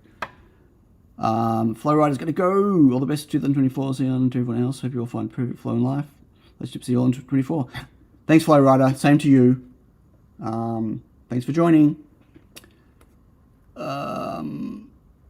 Dave Paul Jones, do you still use your manual P&P carousel to build prototype boards? I do. It's sitting right here. And it's still got the tape around it. I still never glued this thing in. And all the slots are full, and I need more slots. And I've started doing a new version with more slots and whatever, and I just never got around to finishing it. Typical. But yeah, I love it. I use it all the time still. Absolutely. It's always on my prototyping area.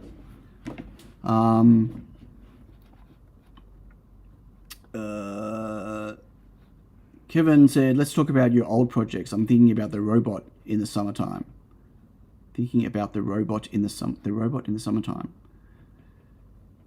And old projects. Which robot? Which old projects? Old robot in the summertime? Can you... I don't know which one you mean. Hey, Tinkering Tech.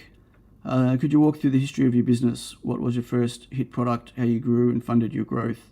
What advice would you give to aspiring hardware manufacturers? Oh, wow. The replacer. What's the replacer? What? Kevin, I'm not sure.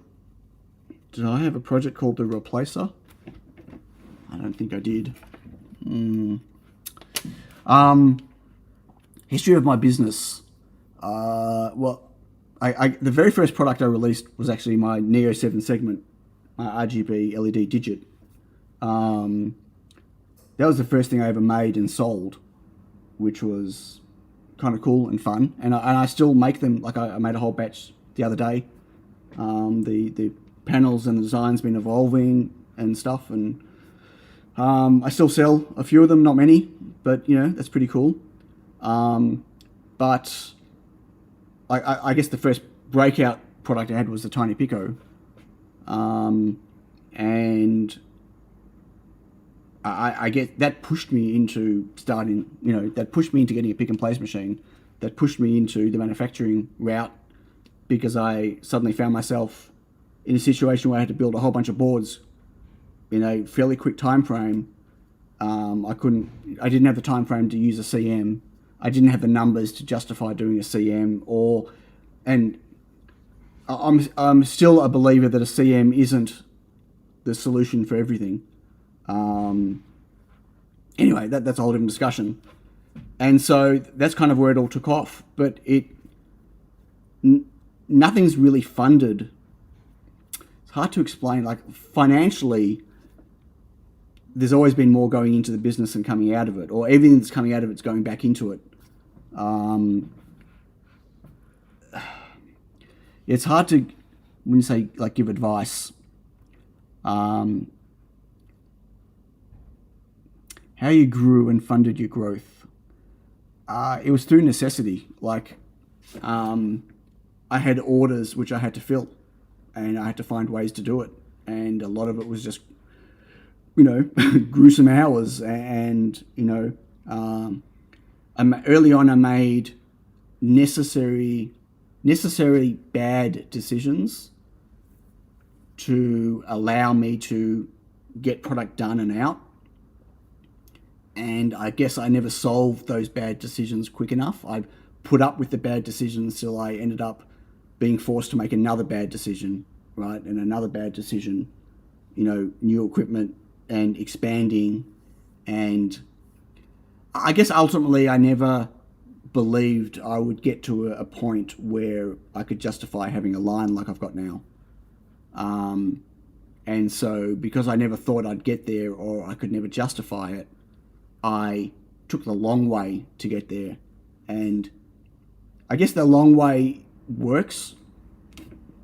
Like, I got here, but looking back, I if I would have taken the plunge much earlier to automate more and to get better equipment earlier, then I probably could have got to where I am now with the line quicker, with less stress, maybe more risk, but I could have saved myself years of stress, right?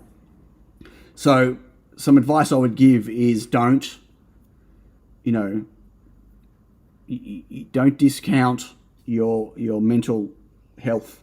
I'm not talking about your physical. I'm not talking about, I'm so tired, I'm working so hard, like, you know what I mean? I'm exhausted, I'm whatever. I'm not talking about that. I'm talking about the mental fight between, I need to get all this stuff done, and what I'm using to do it really isn't good enough, but I'm going to push through it anyway because I've got no choice, because I need to get this done.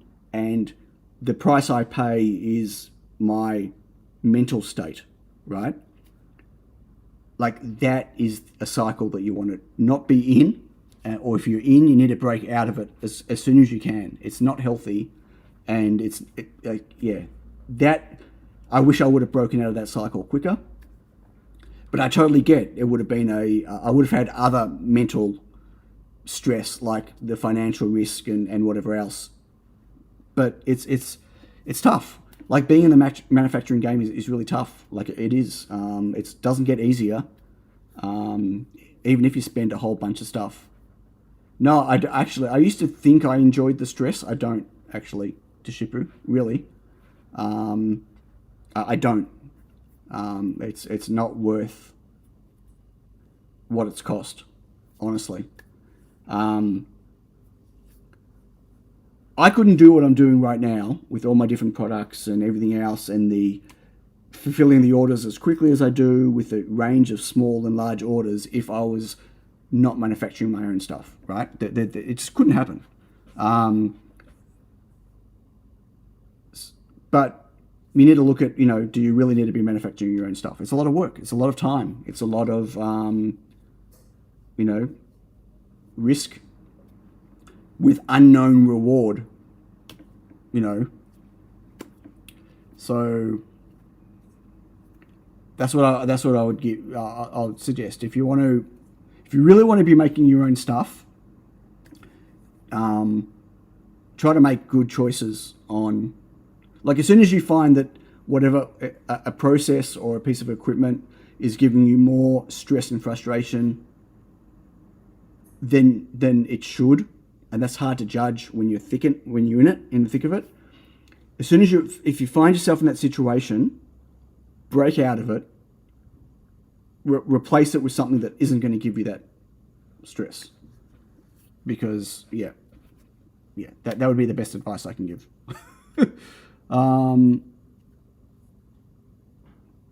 Dave Paul Jones said you made one inspired by yours. G-code files on my community tab. You're talking about the turntable stuff? Really? Okay, cool. I'll have a look. Thanks, Nicolaj. Could you tell me what you use for displaying web pages on S3? Do you use RDF or something like MicroPython, Arduino? Well, that's all done it's all platform IO. It's all Arduino. It's just using the async web server library.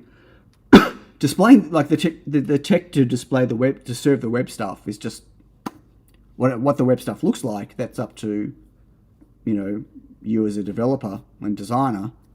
But it's all through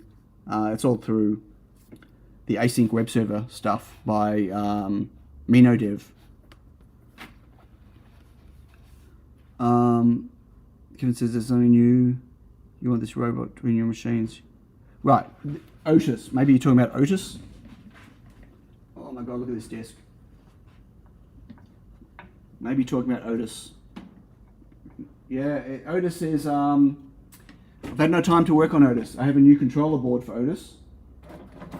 But I don't have time. I've even got a Raspberry Pi 5 sitting here. 8 gigabyte Raspberry Pi 5 to update Otis. But just I have no time to work on Otis, unfortunately. Or Sam. It just should be bad decision driven development. Yep, that's me. Yeah, nobody understands my financial business model, including me. Yeah. I don't know if it seems to work. I'm slowly running out of money, so it's not working. And Chad always tells me I'm doing it wrong, which is probably true. Oh, catch you later, Quixotic Geek. I hope I still caught you. Have a Merry Christmas, Happy New Year. Look forward to seeing you next year, chatting with you next year. Woohoo! I'm trying to build ESP32S2. I saw your videos on it. Do you share design documents as open source? Some of my projects do, some don't. I mean, I've got schematics on there for my S2 and S3 boards, but not design files. But there are schematics there. But there's stacks of reference on there. You don't, like... Yeah, there's heaps of ESP32S2 open source projects out there that you could look at and leverage. Marius, hello. Merry Christmas, mate. Another project running down the river. No, I can't finish all my projects. I start way more than I finish because I'm interested in a lot of different things. And as long as I'm finishing some, that's pretty good. Like, you know what I mean? Like, that's better than a lot of people. And the truth is I have to balance that with all the production work I have to do. And the production work pays money. Like, that's what pays for this, and it's what feeds my family. So that has to be a priority. But, there's... one day. The problem is I can't just jump into Otis for like an hour or 2 hours and then get back onto doing something else, right? I have to actually, if I'm going to play with Otis, I need days of free time, and that just doesn't happen right now. It did earlier in the year, right? When I had that big slump, and that's when I spent a lot of time working on Otis. But it's got busy now, and I just don't have the time. Thanks, Punkworm. Thank you. Yeah, like I don't know. I always find it difficult to, hear the words like inspire people, enable people. I think that's great, but I really don't I often don't see that in myself. Maybe put off people, discourage people. I don't know. You know, like if the best I do is that people see that I've achieved it, so they try to do it themselves, I think that's great. I don't know. So I guess that maybe inspire, but discouraging from bad ideas is a good thing. Yeah, but also some people need to do bad things to learn from it, right? I know I learn that way. I wish I didn't sometimes. Have the same problem, too many projects, no time for getting it done. That's okay, as long as they push forward. Like, it's not like I've abandoned it. It's sitting there reminding me every time I look at it, hey, work on me, work on me. But there's also 3 other projects on the table here that I need to work on. And there's also...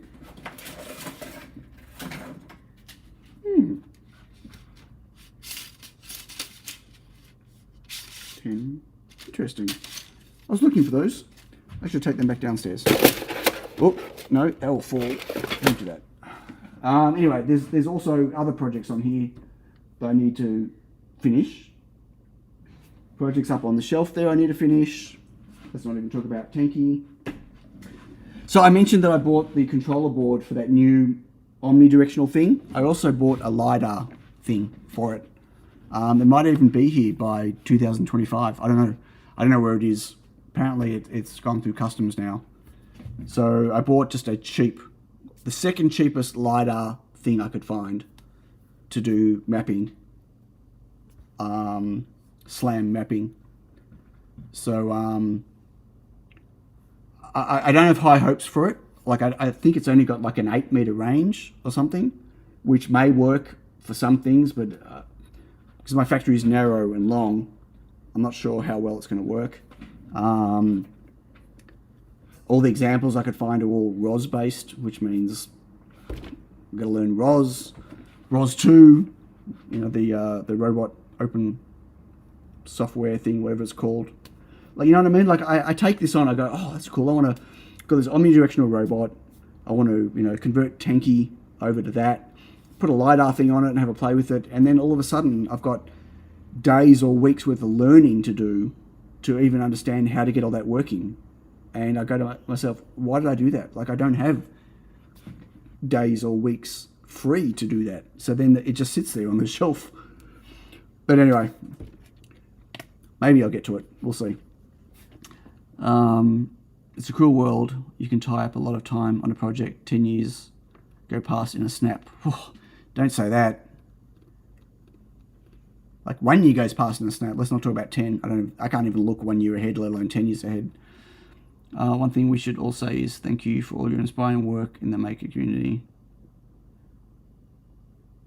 Thanks, Kevin. Yeah, I've not been putting videos out. If you don't put videos out on YouTube, you don't get subscribers. And truth be told, YouTube aren't really helping anyone subscribe or anything these days anyway. So, yeah. I mean, I stream every week to have connection with people, even though it's not quite connection, you know what I mean? But it's nice to chat with people, and you know, otherwise I sit here by myself all the time. You know, not good for anyone's sanity. So this is my release. This is my spending time in the community thing that I do every week. If it wasn't for that, I probably wouldn't be, you know, streaming. I wouldn't be doing anything on YouTube anymore. But I'd like to. I keep saying it. I'd like to make more videos just for the sharing thing, but they take a lot of time to do. They take planning and motivation and planning and motivation, which the two things I'm just not doing. I either don't have time for or I don't have capacity for. So yeah, we'll see. But I'm not overly worried about the size of the channel. I'm never going to be a large channel. That's okay. That's okay. The only thing I really care about is paying the mortgage and making sure I can feed my family. That's really it. Whatever it takes to do that is kind of where I'm at.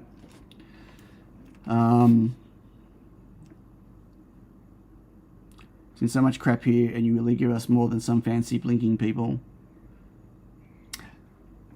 I don't know about that. I think there's some really good channels out there, really good makers doing really good content on YouTube. I don't watch as much YouTube as I used to. Obviously, I don't have the time for it, and there's still some makers that I watch, and you know, I've got my alarm bell, YouTube alarm bell, sometimes going off. Most of the time, it doesn't notify me. Like I saw a new video came out from Sean.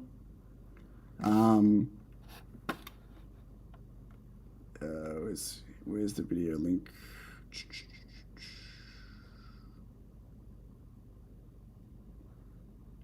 Oh, can't find his channel. Wow, where's his channel gone?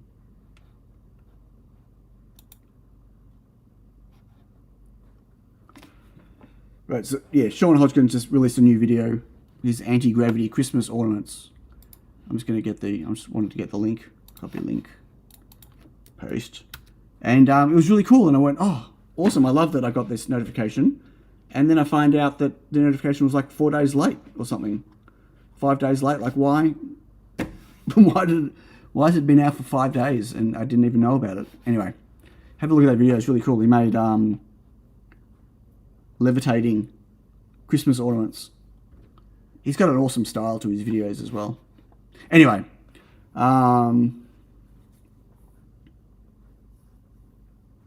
yeah, it's another thing to ship. It was like the Tiny Watch stuff, like the firmware. Jumping in and out of writing firmware is really hard. You need to dedicate time. You need to sit there with a clear space to actually get things done. Otherwise, you just write bugs, introduce bugs and other stuff, which is very frustrating.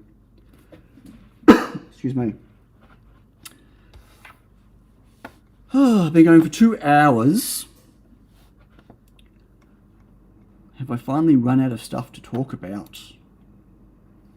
Possibly. I still haven't solved my component storage for downstairs. I still haven't solved my ability to stay on top of ordering components. I thought I had, and then suddenly I find some stuff missing that I don't have in stock, and I go, wait, where are more of those? And it turns out I didn't order them. That sucks when that happens, because production stops.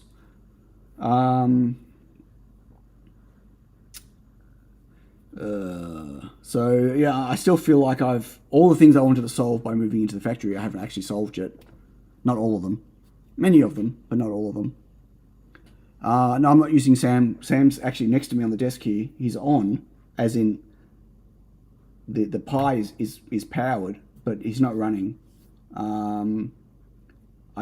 Again, it's one of those things where, you know, Sam has to be updated and maintained and expanded to be able to deal with new things and different ways that I'm doing stuff, and that takes time and programming and bug fixing and whatever, and I just don't have the time. You know, do I work on improving my stock management system, or do I just order what I need, put it on the shelf, and get back to production? And I always have to get back to production. So, it's a tough thing. No, your videos are great when you release them, Marius. Again, you got a really nice style with your videos, very dark, very fancy, arty. I've been opting for the, hey, here's some video of my pick and place going. Like, I've actually been taking lots of footage. I just never get a chance to turn them into videos. Like the other day, what video did I took? I took a whole bunch of videos.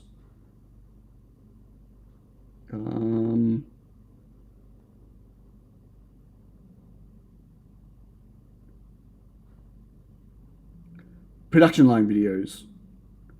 And then I didn't end up do anything. Is it this one? Oh, right, that one for my tiny watch. My first tiny watch. No, that was my, yeah, not my first. Tiny Pico. When I did that whole run of my Tiny Pico boards, I took a whole bunch of video of that. But they're just more production videos. Not everyone, actually most people don't want to see my pick and place videos. Like, I know that some people like them, but generally on my channel, they do very poorly in terms of view numbers. So, yeah, that's okay. You have the same. What? When did Marius get so many subs? Are you serious? What? Alan Madsen says time to go. Thanks for this year. See you all next year. Happy New Year everyone and stay safe. Thanks, Alan. You too, mate. Happy New Year. Catch you next year. Marius? Wait, I'm just going to go to his channel. Let's go have a look. Where's the last video from you?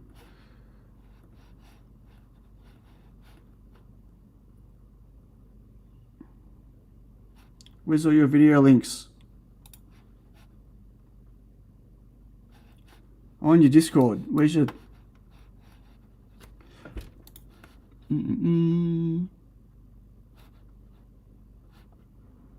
Okay, I'm gonna have to go to YouTube.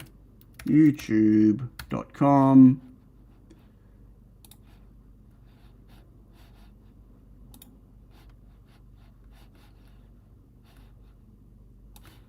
Sorry, this is important, people.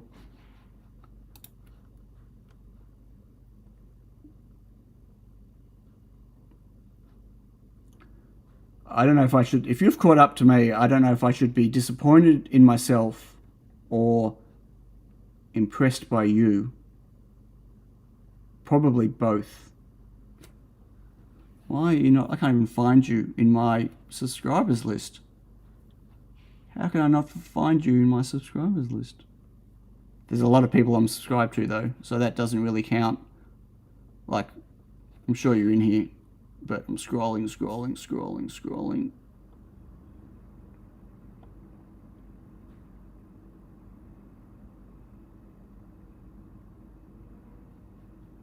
Wow. Still scrolling. So many people I'm subscribed to. Which is pretty funny because I just don't get hardly any notifications of videos coming out.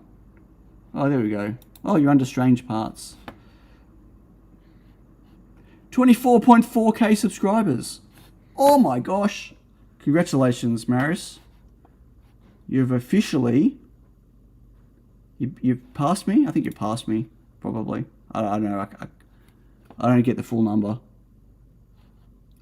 Wow, Magnetic Hall Effect Joystick, 1.6 million views. Holy shizbutt. Yeah, I'm impressed. And I'm disappointed in myself. Not really. We do very different things. So, that's okay. Good on you, mate. That's really exciting. Very happy for you. Well deserved. Very well deserved. I know that's just one video, 1.6. It doesn't matter. That's a huge breakout video. Yeah, that's awesome. I still think the biggest video for me is, and it's probably my introduction to MicroPython, which is terrible stats. Let's go to analytics. Let's find out what Sion's. We won't even talk about what his earnings are because they are non-existent. Okay, content.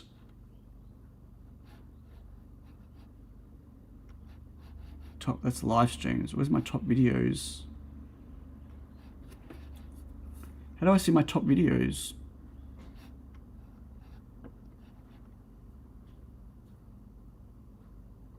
$135k. Thanks, Keen. Wow.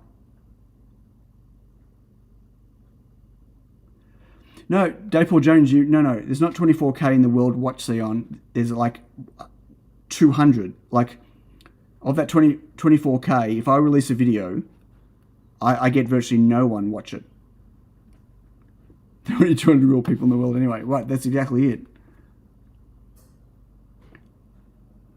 Yeah, that's pretty cool. $300 a month on ads is, you don't even want to know what I'm making, not making on, yeah, terrible, really terrible.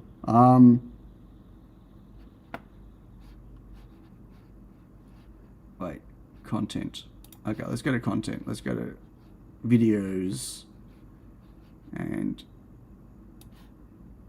views.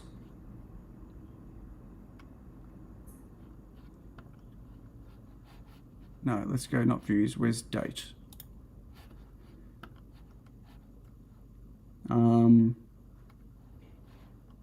So my closer look at the Juki RS1R video that I released in July, it's had 4,100 views. So 24,000 people subscribed, right?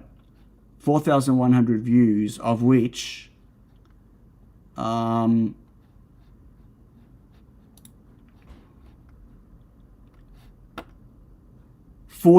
of those views were not from subscribers. So only 60% of those were from subscribers.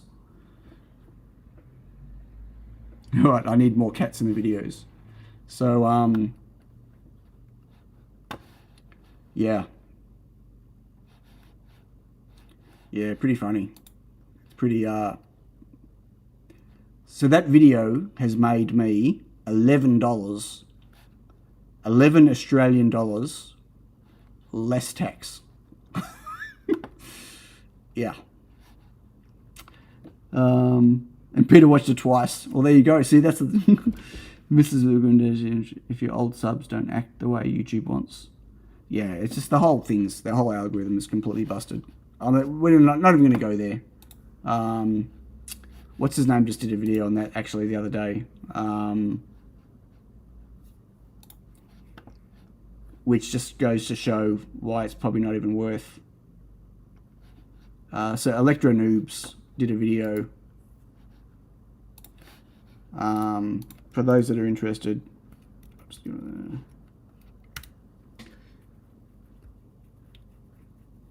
he basically just talks about how, you know, I think he's got 500,000 subs.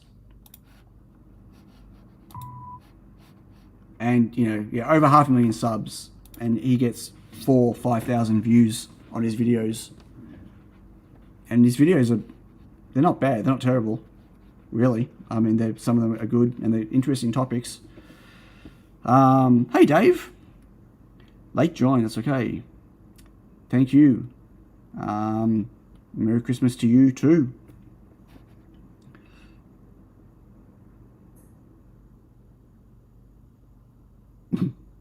Hair is not important. No, isn't it?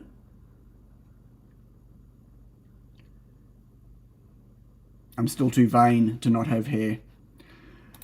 Okay, I think we're out of questions, especially on your head. Sure. Well, I could always transplant my underarm hair onto my head if I needed to. That could make for very weird looking hair though.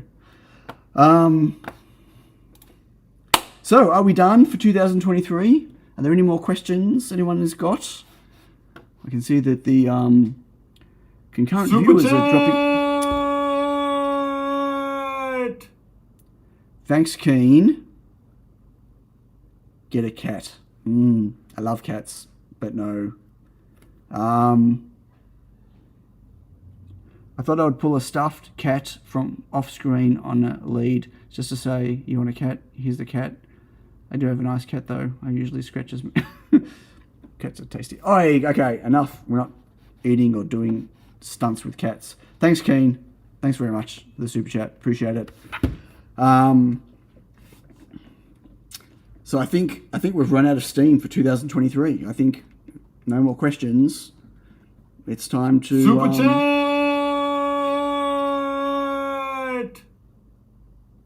What?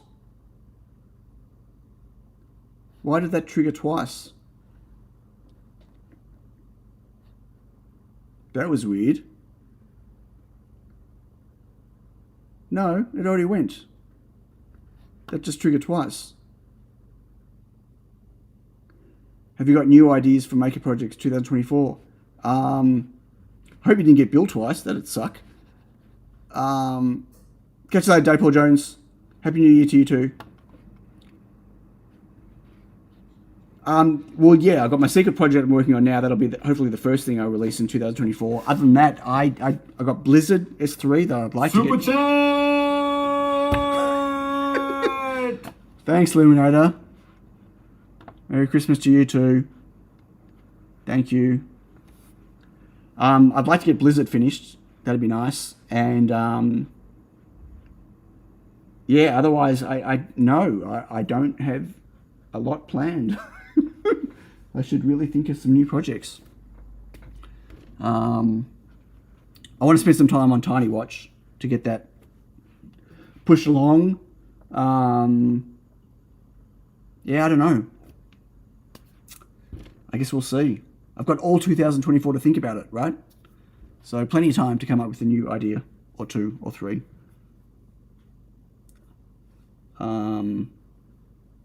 Yeah. Otherwise, I don't know.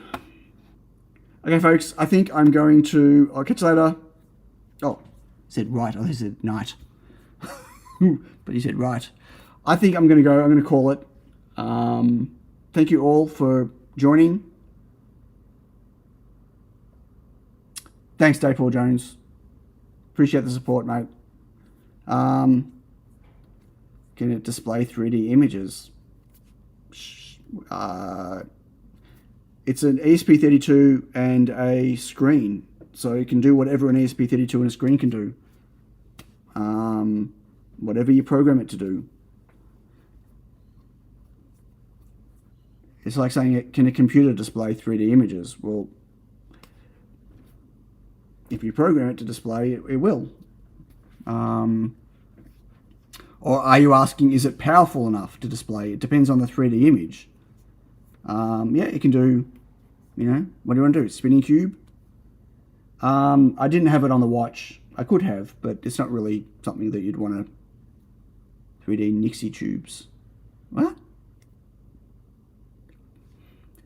Again, ESP32 S3 with a screen. And, yep, you can just... I mean, BitLooney's got a ray tracer going on his S3 board. So, yeah, I would assume so. But out of the box, you're going to have to write it yourself. Yeah.